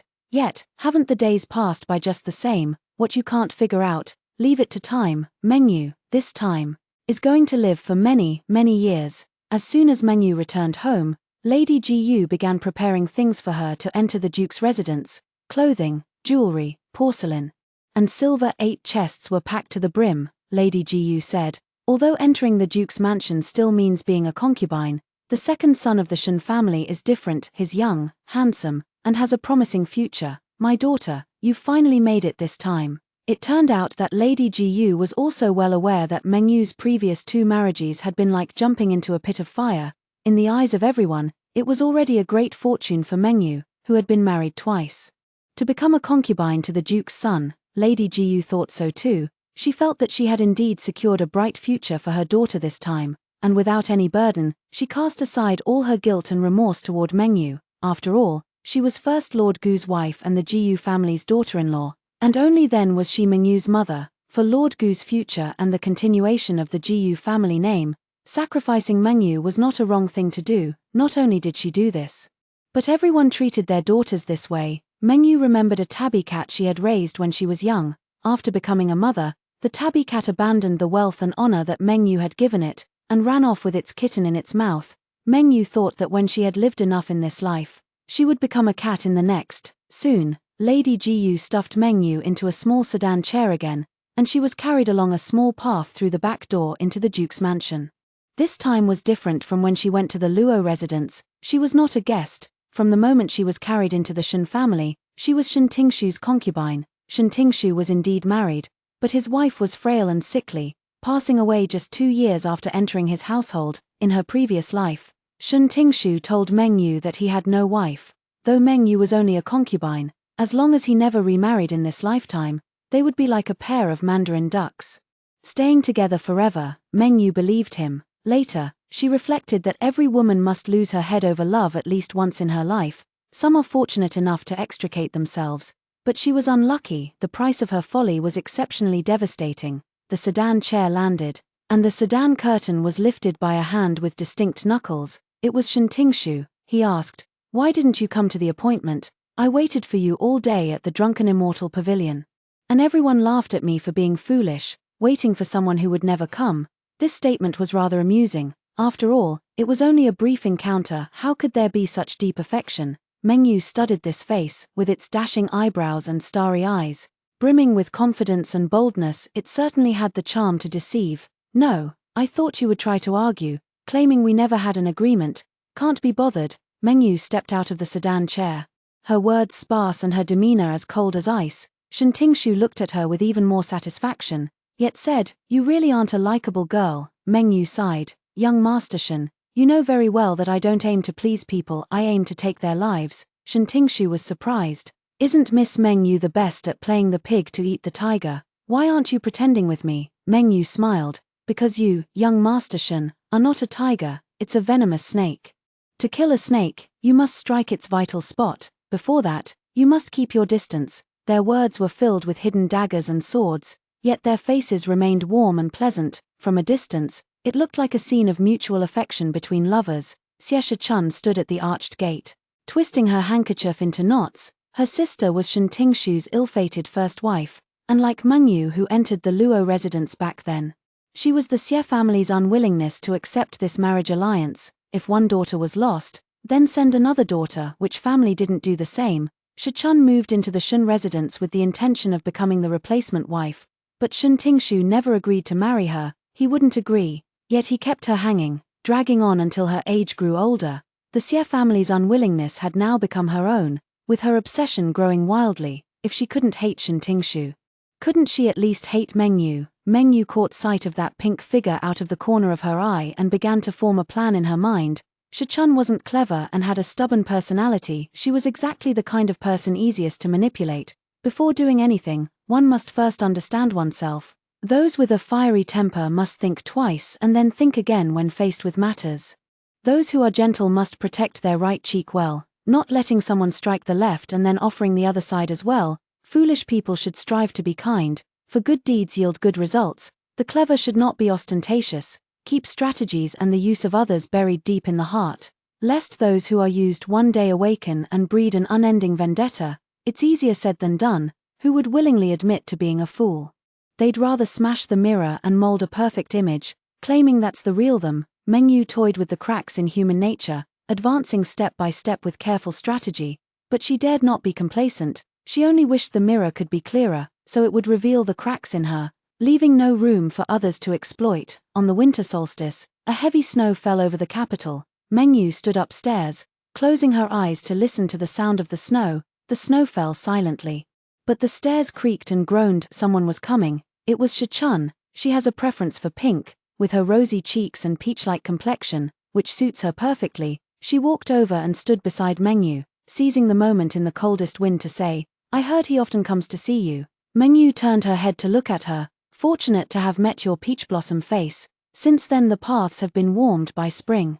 Xie Chun coming to see me is even better than him coming to see me." Xie Chun laughed and said, "No wonder he likes you." After speaking, she lamented again. "He used to like me too. He said that among all the flowers in the world, only peach blossoms were the most beautiful. Why did he stop liking me as soon as you came?" Meng Yu showed no mercy. "Why deceive yourself, Xie Chun? He had already stopped liking you long before I arrived." Xi Xun's eyes turned icy cold. Suddenly, she grabbed Meng Yu's wrist and leaned sideways over the railing. "Ji Meng Yu, if we both fall, who do you think will survive?" Meng Yu curled her lips into a smile. "Miss Xie Chun, the snow in the courtyard is deep. We would both survive, but we might end up missing an arm or a leg, and by then, Shen Tingshu probably wouldn't want to look at you again." Xie Chun acted as if she hadn't heard, secretly exerting force. as if she truly intended to drag Mengyu down the building with her, unexpectedly. Not only was Mengyu unafraid, she even pressed half of Shichan's body over the railing. Do you really want to die? I can grant you that wish. How could Shichan have imagined Mengyu could be so ruthless? Her resolve instantly crumbled, and she cried out for help. Mengyu, in one swift motion, pulled her back and shoved her against the wall, then raised her hand and slapped her. This slap is for your false bravado and bullying the weak while fearing the strong. You're willing to risk your life, yet you never considered death. Did you think everyone is a coward who can be easily intimidated into submission? Shichan was stunned by the slap, clutching her face as she sobbed. Ouch, that hurts. Mengyu scolded again. What are you crying for, useless thing? You've been by a man's side for so many years, and if you can't figure out his thoughts on your own, that's one thing. But with so many maids and servants around, don't you know how to send someone to investigate? Shichan was so overwhelmed by the scolding that she couldn't speak clearly. Unable to utter a single word of rebuttal, Mengyu suddenly released her, smiling as gently as a spring breeze. Do you want to know who Shintingshu really likes? The Jingwa Duke's lineage were all military officials. With no external enemies at the time, Shintingshu naturally became a palace guard, not long after he began serving in the imperial palace. He happened to meet Princess Zhaoyang in the imperial garden, a fleeting glimpse, and from then on, my soul was captivated and my dreams haunted. Princess Zhaoyang was born of the Empress, with a beauty that could topple cities. Aside from the crown prince, she was the most beloved by the emperor. When the princess was young, she was often held on the emperor's lap as he reviewed memorials. As she grew older, she would grind ink for him and listen as he instructed her full brother, the crown prince. Having grown up in such an environment, Her Highness the Princess was exceptionally intelligent and discerning. Her judgment was naturally impeccable. Shintingshu exhausted all his efforts but still couldn't make the princess look at him differently, let alone win her heart. However, if the princess hadn't favored any of them, Shintingshu wouldn't have felt so resentful. But the princess had taken a liking to his colleague, the sixth son of the Xie family, Shishun's older brother, Xierachen. Mengyu leaned close to Shishun's ear and whispered softly, "Why did he seek to marry your sister?" Because through this marriage, he could gain some connection with Her Highness the Princess. Why did he keep you around? Because the pursuit he couldn't get from the princess, you could give him. But you are not the princess, you are not beautiful enough, not noble enough, and you cannot offer him the future he desires. Shichan gazed at the snow in the courtyard. The sunlight reflecting off the snow so brightly that it made her tears fall uncontrollably. Gu Mengyu, how did you know all this? No wonder she had such a question. Shintingshu never revealed his thoughts to anyone, even his own mother couldn't get a word out of him. If this was Shintingshu's deepest secret, aside from himself, only the dead could possibly know it. Shichan didn't know that Mengyu had died, that she had died at Shintingshu's hands. Mengyu gently wiped away her tears. You don't have to believe me, but you no longer need to hate me. But when Mengyu, holding Shishun's hand, went downstairs, she saw Shintingshu standing at the corner of the staircase, his gaze dark, the thin snow on his shoulders already melted. Shintingshu was a formidable opponent, but Mengyu was not afraid of him. Not because she had memories of an extra lifetime, but because victory or defeat is not decided at the very end. The moment one becomes afraid, they have already lost. Mengyu slowly descended the stairs, and with each step she took, Shintingshu's smile grew wider. He wrapped his arm around Mengyu's waist right in front of Shichan, sniffing the hair by her ear like a snake coiling around its prey, savoring its flavor, and his eyes, fixed on Shichan, glowed with a faint green light. Just like a venomous snake's, for the first time, Shichan felt an emotion other than love from Shintingshu. Her hand trembled as it gripped the railing. Fear washing away all the romance and tenderness. No matter what foolish thoughts are swirling in one's mind, when truly faced with the threat of death, only the instinct to survive remains. She fled from Mengyu's courtyard as if escaping for her life, yet Shintingshu made no move to stop her. She could escape Mengyu's courtyard, but she could never escape the Shen residence. Even if she managed to flee the Shen residence, where could she possibly go? The Xie residence was not her fallback option. If her parents truly cared for her, they would never have let their unmarried daughter live in her brother-in-law's household. Shintingshu said, "Let's make a bet. Shall we wager on whether Xie Shichan can survive?" Mengyu said, "I bet she will live." Shintingshu sighed and said, "Then I can only bet that she will die." Mengyu asked, "What about me?" Shintingshu replied, "It's not yet time for you to die." Mengyu understood that officials rarely came in, and women seldom went out. The backyard was just such a place where accidents often happened. Shintingshu was confident that everything was under his control, and it was only right that he should be. This was exactly the kind of certainty he wanted. Late at night, Mengyu wrote the final word by the lamplight, "Xiaowu, deliver a letter for me." Xiaowu obediently agreed and went out with the letter, but once she left, she never came back. A few days later, Shintingshu threw 2 pouches in front of Mengyu. One belonged to Shichun, the other to Xiaowu. "You lost. What will you use to pay? What does the young master want? Everything of yours is already mine. What else can you give me?" "It seems I've made a losing deal," Mengyu said. "Indeed, not only do I have nothing to repay the young master, but you've also shown me what no poison, no great man truly means. Either way, I'm the one who profited. If only you weren't so clever, then I wouldn't be so reluctant to part with you." Shintingshu gently put a pair of jade plum blossom earrings on Mengyu, speaking softly, "Princess Zhaoyang is hosting a banquet. Get ready and accompany me to the feast." Princess Zhaoyang loved plum blossoms the most. Every time the plum blossoms bloomed in her mansion, she would invite close friends and relatives to gather together, drinking and admiring the flowers. It was only when Mengyu accompanied Shintingshu to the plum blossom banquet that she realized why he had taken her as his concubine. Her eyes were 70% similar to Princess Zhaoyan's. In her previous life, Mengyu died at Princess Zhaoyan's plum blossom banquet. Even across lifetimes, Mengyu could still recall the suffocating despair and the silent smile on Shintingshu's face as he watched her features contort from lack of air. Xierachen was dead drunk, while Shintingshu held his hand and strangled Mengyu until she breathed her last. After Mengyu died, Shintingshu stripped them both naked and entangled their bodies. He wanted Princess Zhaoyang to regret choosing Xierachen. After obtaining Mengyu, Shintingshu finally understood that the desires in his heart could not be satisfied by a similar face.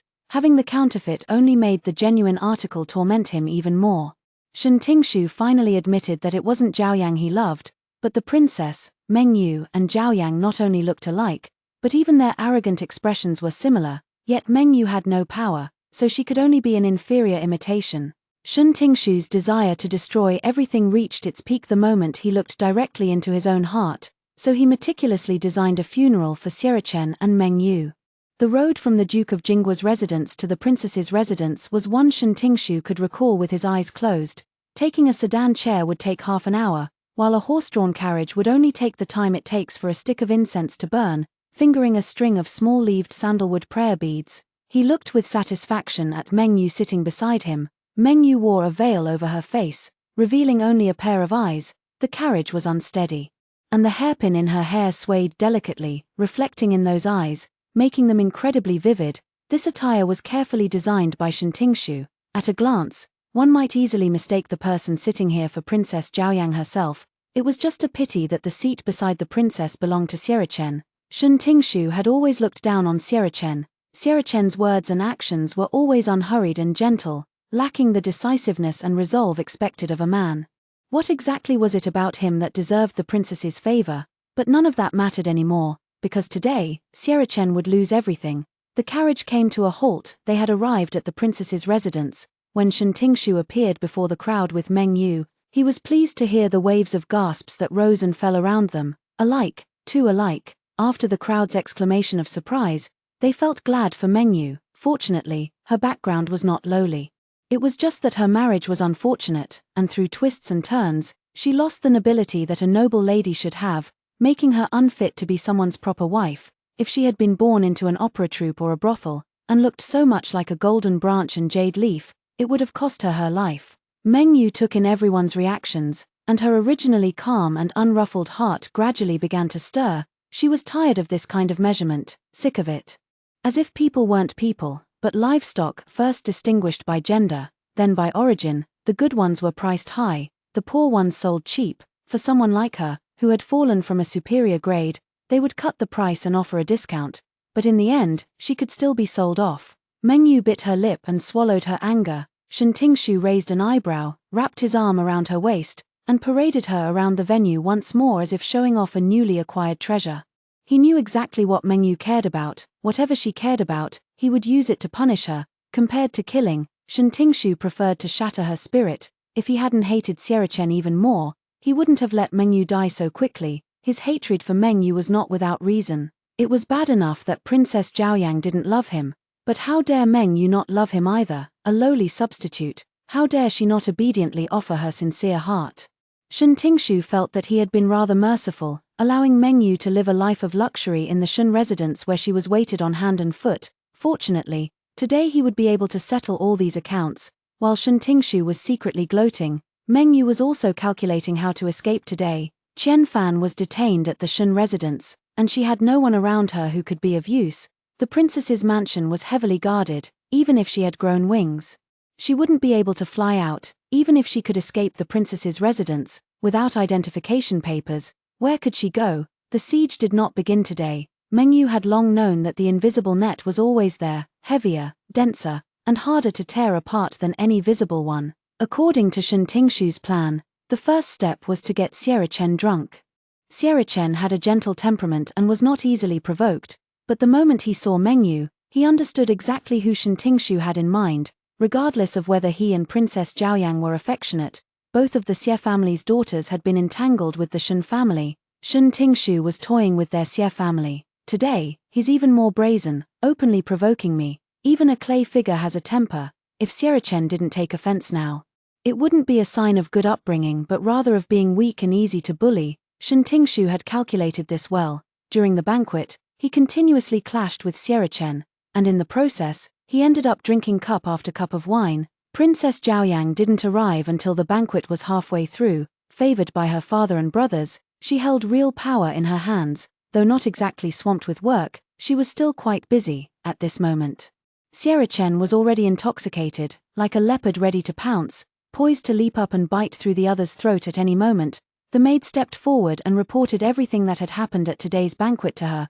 Princess Zhaoyan's gaze first fell on Shen Tingshu, then drifted to Meng Yu's face. Princess Zhaoyang was beautiful, but few dared to look directly at her face. A royal princess naturally carries an aura of authority without showing anger.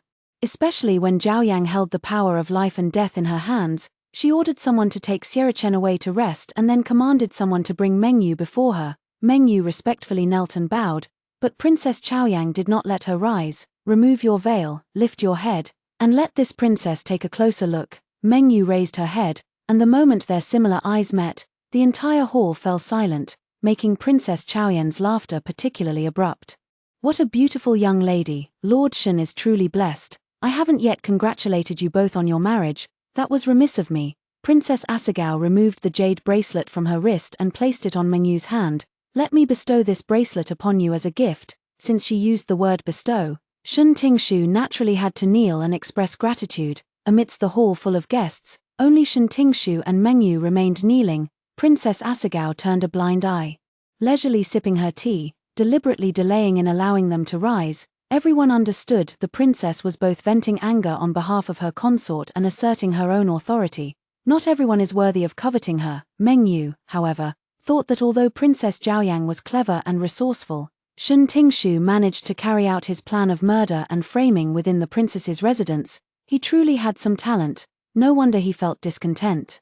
It's just a pity he didn't understand that the more ambitious and high-ranking a person is, the less they like to keep a venomous snake by their side. Shen Tingshu was a clever man, but Princess Zhaoyang could gain no benefit from him. On the contrary, she might even be used as nourishment by him. How could a princess raised on the art of ruling since childhood make such a foolish mistake? Even without Sierra Chen, Shen Tingshu would never have been eligible to become the princess consort.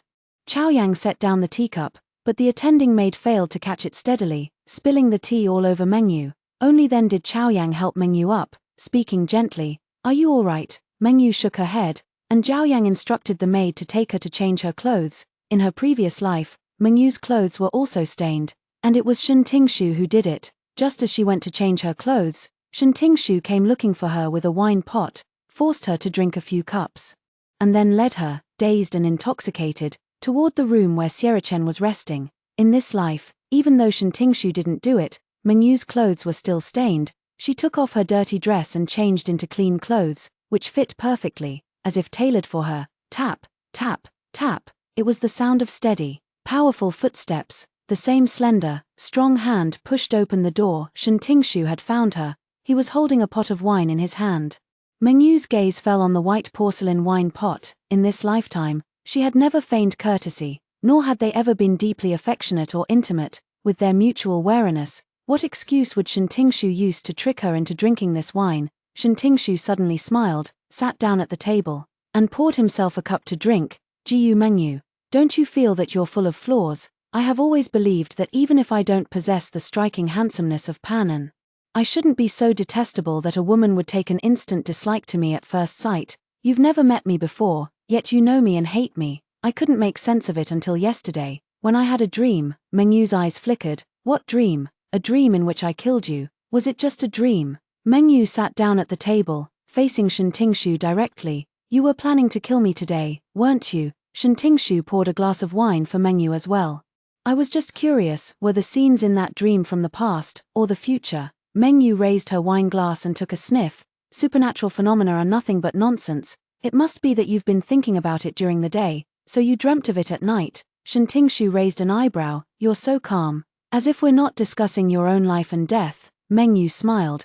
Because I'm also thinking about how to take your life. If I had done the same things as in the dream, perhaps you really would have had a chance to take my life. But, I haven't done anything at all. But Mengyu knew Shen Tingshu all too well. He had some ability, but not enough. He could endure, but not too much. He could wait, but not for too long. The malice brewing inside him was bound to spill out. Keeping it pent up would only poison him.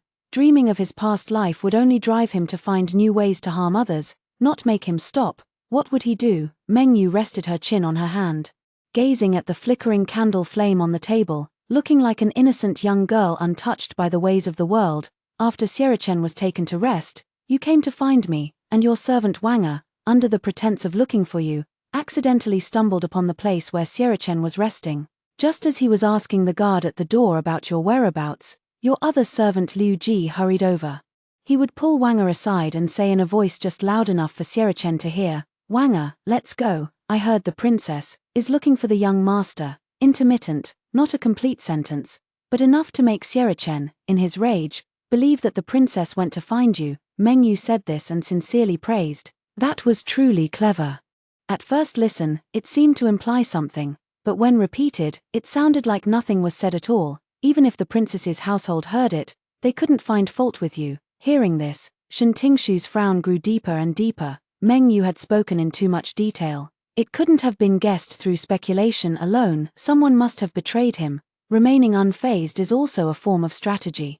Take Zhuge Liang's empty fort strategy as an example. Even if he had no backup plan, he had to act as if he did, making others believe he still had a hidden ace. Shen Tingshu steadied her mind and spoke calmly. I don't understand what you're talking about. Mengyu smiled and said, keep listening, and you will surely understand. After Wanger and Liu Ji bring Xierachen over, they will push open the window behind me, allowing Xierachen to see you and me together in this room.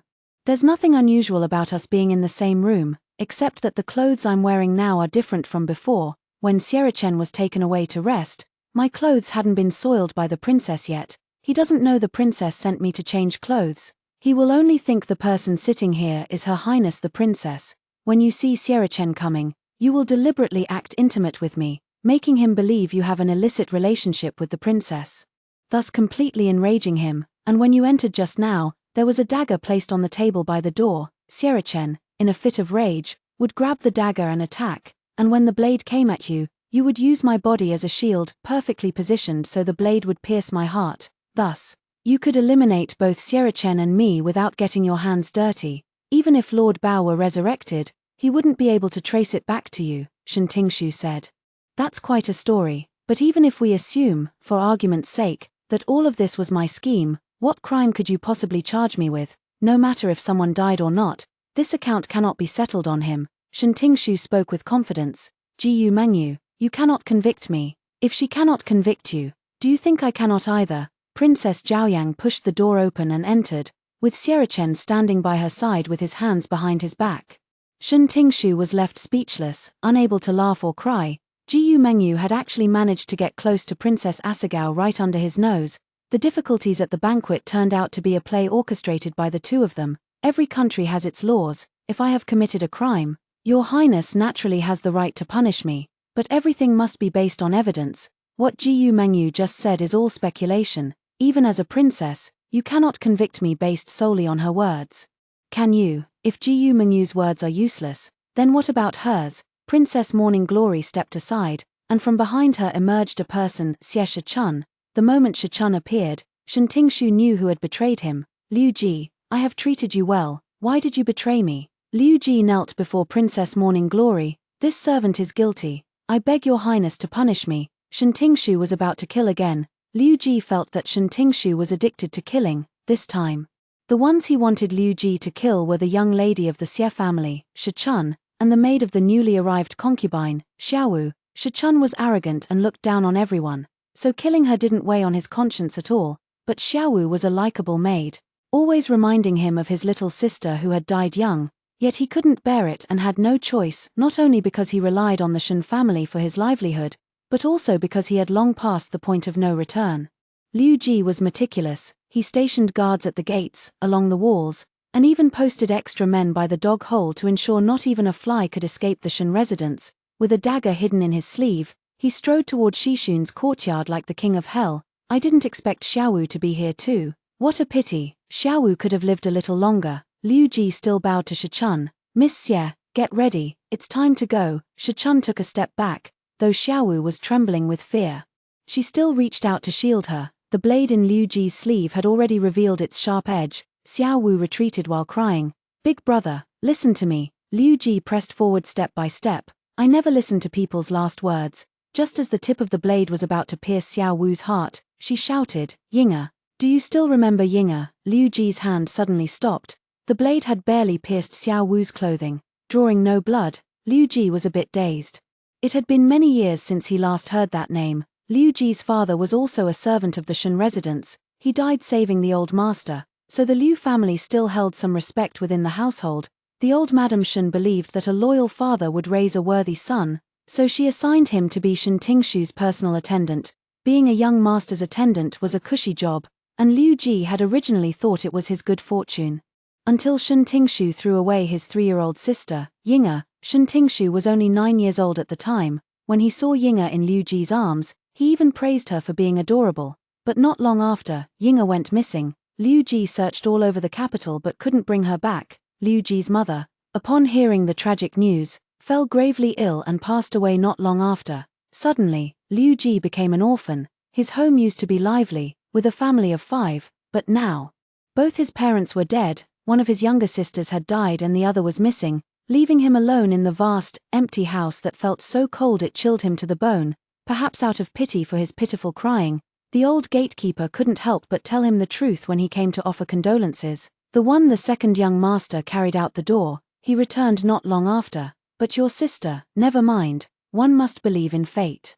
If only your sister's fate had been a little better, she wouldn't have been born into a servant's womb. If you were to ask Liu Ji whether he hated, he did. But if you were to ask Liu Ji whether he accepted his fate, he did as well. He couldn't fight Shen Tingshu to the death. Yinga was still alive, and he had to stay alive to find her. Xiaowu was still trembling as she took out Mengyu's letter and handed it to Liu Ji. Big brother. My young lady said the person you're looking for is in this letter. Liu Ji's heart raced violently. He didn't dare take it. He had a premonition that the letter contained bad news. Read it to me. Xiaowu obediently unfolded the letter and read it word by word. Yinga was abandoned by Shen Tingshu in a bustling market and was soon taken away by a human trafficker, intending to raise her as a skinny horse in Jiangnan. Fortunately, on the way, she encountered the Xie family, who were moving to the capital. Xie, pitying her youth, pleaded with his mother to buy her and assigned her as a personal maid to his younger sister Xie Jingchun, changing her name to Wutong. The knife in Liu Ji's hand clattered to the ground. Xie Jingchun was Shen Tingshu's first wife, and Wutong was her dowry maid. Both of them were killed by Liu Ji with his own hands. Liu Ji thought that all of this was the retribution for his aiding and abetting evil. But grievances have their source and debts their creditor. Why not bring the retribution directly upon him? Liu Ji let Shichun and Xiaowu go, using 2 pouches to settle the matter. Shichun, having narrowly escaped death, was extremely obedient. She did not return home but instead hid in the princess's residence as Mengyu had instructed. She recounted Shen Tingshu's actions and hidden malicious intentions in detail to Xie, which led to today's trap to catch the culprit. Mengyu understood that if Shichun had not been killed, the Xie family would not stand up for her, and if they only sought to avenge Jingchun without proving that Shen Tingshu intended to kill Xie, Princess Zhaoyang might not be willing to intervene.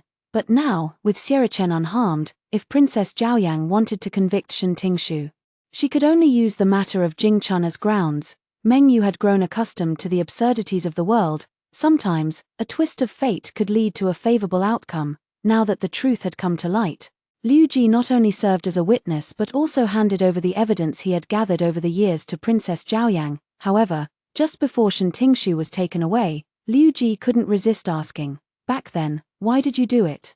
Liu Ji asked himself. The Liu family had never done anything to wrong Shen Tingshu. His own father had lost his life for Shen Tingshu's father, which could be considered an act of kindness. Shen Tingshu's tone was light and airy. He said, "It's fun." When he was studying, he came across a saying, "People are like ants. Life is as cheap as grass. Humans are humans, and ants are ants. How could they be the same? Grass and weeds have no lives. Who would be like them?" Until Liu Ji's father took a blade from bandits in place of his own father, and Liu Ji was sent to his side. Liu Ji was still young then, looking at him timidly and respectfully addressing him as young master. Those clear eyes held not a trace of hatred, but rather a hint of loyalty. Shen Tingshu couldn't understand. Liu Ji had lost his father because of the Shen family, so why didn't he hate them? When he opened the book again and saw that sentence, Shen Tingshu suddenly understood everything. So that's it. From birth, people are divided into classes. Some lives are simply worthless, and he happened to be the valuable one, with the power to treat human life as worthless. Shen Tingshu stopped walking and turned to Liu Ji, saying, "Before sending your sister away, I burned a mark on her wrist with incense. When Wu Tong first accompanied Xie Junchun into the household after marriage, I recognized her. But you were too foolish, you didn't recognize her. How could an elder brother be like that? Once you personally kill her, you will never forget her again. Liu Ji, this is my gift to you." As for Xie Jingchun, she didn't have to die originally, but she was too clever. She actually wanted me to give up on the princess and live a proper life with her. Shen Tingshu laughed maniacally, turning to Chaoyang. "Your Highness, she actually dared to try and replace your position in my heart. How could she be worthy?"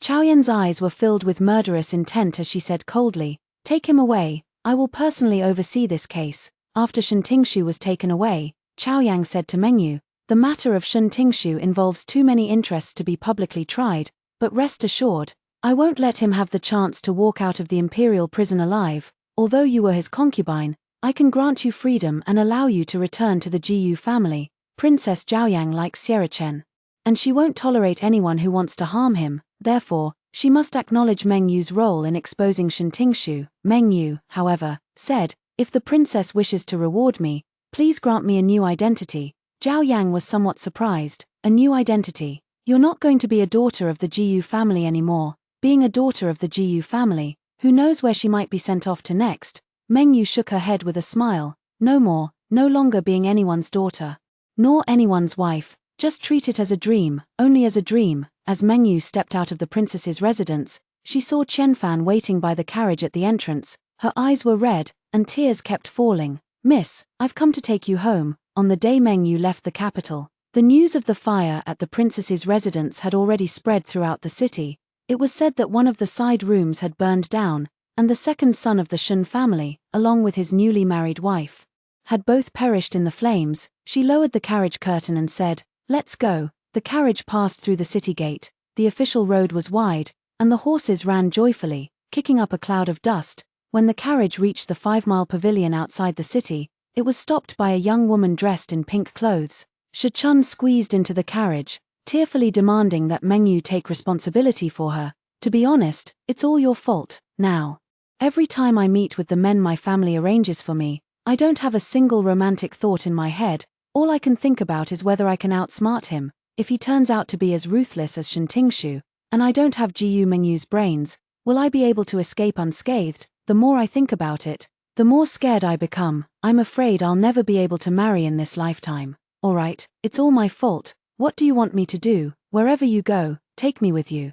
"Will your parents agree?" "Of course, my parents don't agree, but my brother has nodded his approval. My brother said that he was negligent about what happened before, but from now on, as long as I'm happy, it's fine. Sierra Chen is truly a good person." Shi Chun took hold of Meng Yu's sleeve and gently shook it, like a little dog acting cute. Meng Yu let out a soft sigh. "Then let's go." Xiaowu, holding the deed to the silk shop, had already set off ahead of them toward Jiangnan.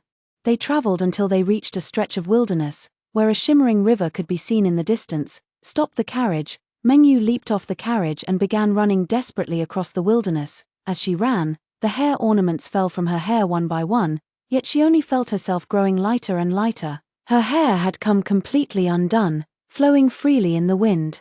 She knelt by the lakeside and lowered her head to gaze at the crystal-clear river water. Mengyu finally shed tears, saying, "I am free." A basket slowly drifted over the river, and inside the basket was a crying baby girl. Mengyu held the baby girl in her arms and said, "You are free too." Shichun followed behind her, picking up the dropped jewelry. She understood that money was needed to live, and if Mengyu didn't want them, they could be pawned. When Qianfan caught up, he first saw the gold and jade jewelry in Shishun's hands, then noticed the baby girl in Mengyu's arms, and for a moment, he was at a loss for words. "Ah well, rootless duckweed, who among us hasn't drifted here this way?" She took the baby girl from Mengyu's arms and said with a smile, "Miss, please give her a name." Mengyu thought for a moment and said, "Jua, let that be her name.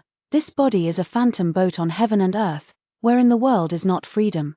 The silk shop was in Baishui town. Although it was just a town, its waterways were well developed, making it convenient for all kinds of business. By the time Mengyu arrived, Xiaowu had already purchased the residence, but the silk shop had not been reclaimed, since Lady Jiyu was far away, thousands of miles distant, and had rarely managed affairs. The shop had long been tightly controlled by the old steward, Hu Dequan.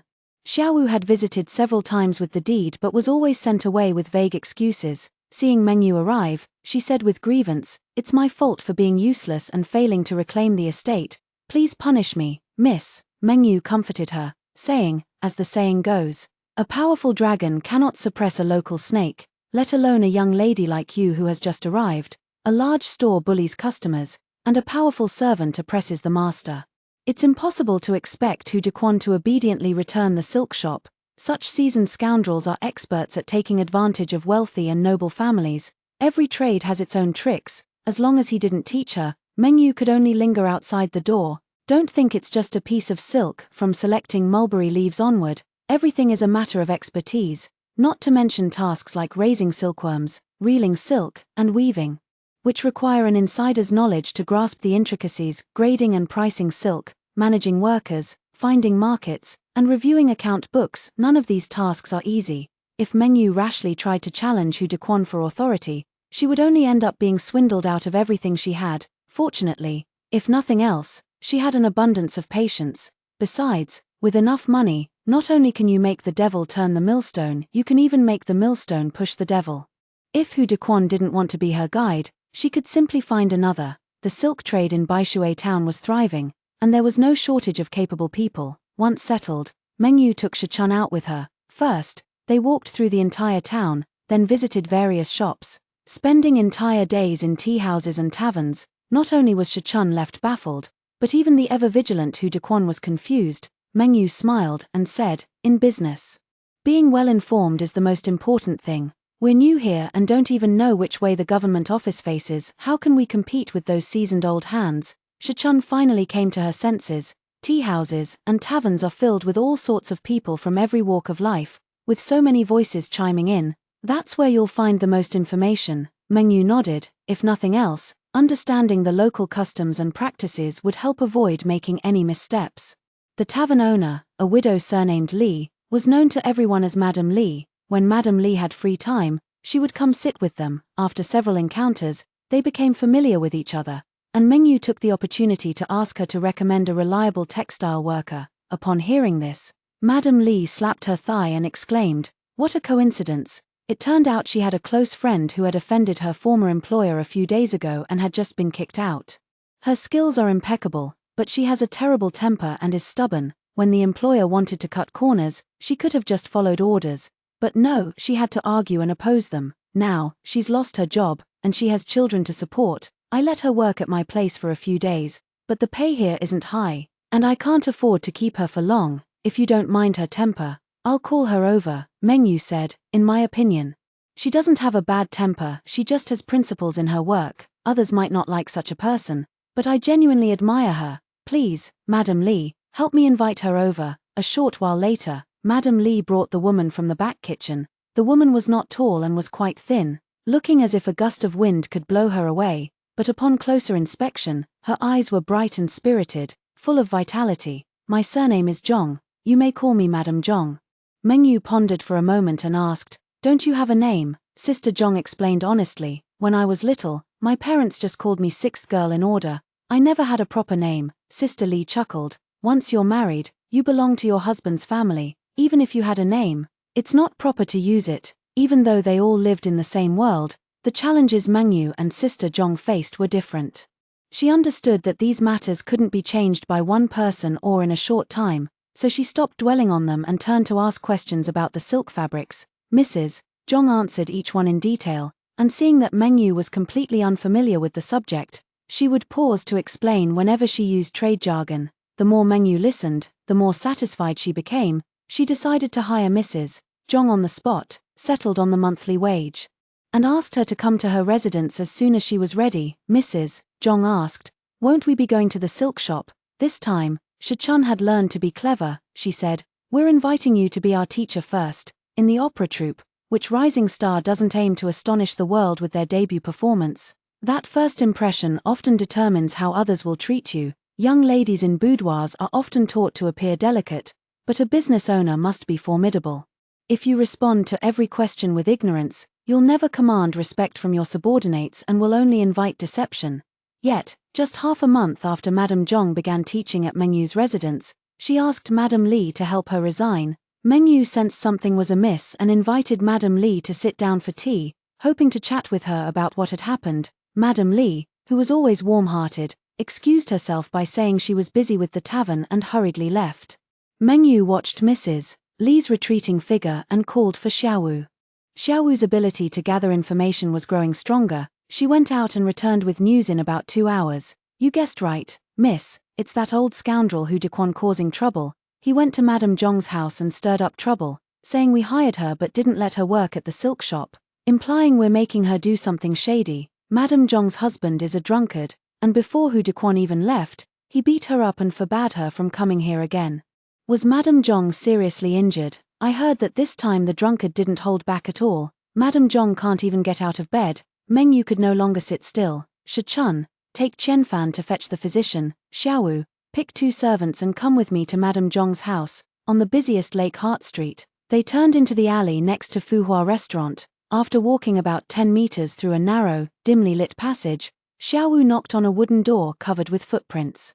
After just a few knocks, a man's cursing voice came from inside. "Who is it?" Xiaowu didn't respond, just continued knocking on the door. The man cursed as he went to open the door, but after just a few steps, he kicked several objects along the way. A child began to cry. Chickens in the yard fluttered up in a panic, and feathers scattered all over the ground.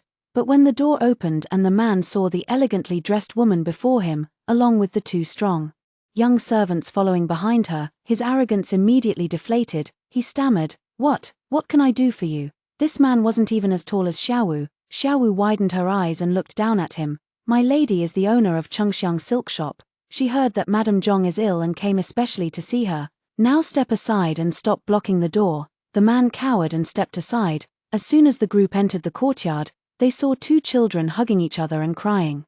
Xiaowu couldn't bear to see it and crouched down to comfort her. Intermittent sounds of suppressed pain came from the room. Mengyu pushed open the old door and first saw the dried blood on Madame Zhong's forehead, then her body curled up in agony. Mengyu's hands and feet turned cold as the pain that had once killed her assaulted her mind once more. Fortunately, Shi-chun arrived just then with the physician. The old doctor, upon seeing the tragic scene, immediately began administering aid. As he bandaged Lady Zhong's wounds, he sighed, "What a sin." Fortunately, the injuries didn't reach the vital organs, they're all superficial wounds. "I'll write a prescription. With a few months of rest and care, she should recover fully." The man, upon hearing this, grew frantic and stomped his feet. "Where would I get the money to buy her medicine?" Xiaowu angrily retorted. "Why didn't you think about the money before you laid a hand on her? You, all of you, is there no law and order anymore?" The man fumed in a rage. "This is my home, and you've barged in to bully me. I'm going to report this to the authorities." Mengyu said coldly, "Fine, go ahead and do it. It would be best if you could bring the county magistrate here. I'd like to ask him which crime is more serious. Me trespassing into a private residence, or you assaulting your wife." Just as tensions were escalating, Madame Zhong gently tugged at Mengyu's sleeve. Weakly, she said, "Boss, let's go back. There's no need to get involved in a lawsuit because of me. Hu Dequan would be more than happy to see you get dragged down by his vicious schemes. My life is already set, this is my fate, Meng Yu asked. Don't you want to divorce him? Madame Zhong smiled bitterly. Even if we divorce, where would I go? Meng Yu blurted out. Come to me. As soon as the words left her mouth, her mind suddenly became clear.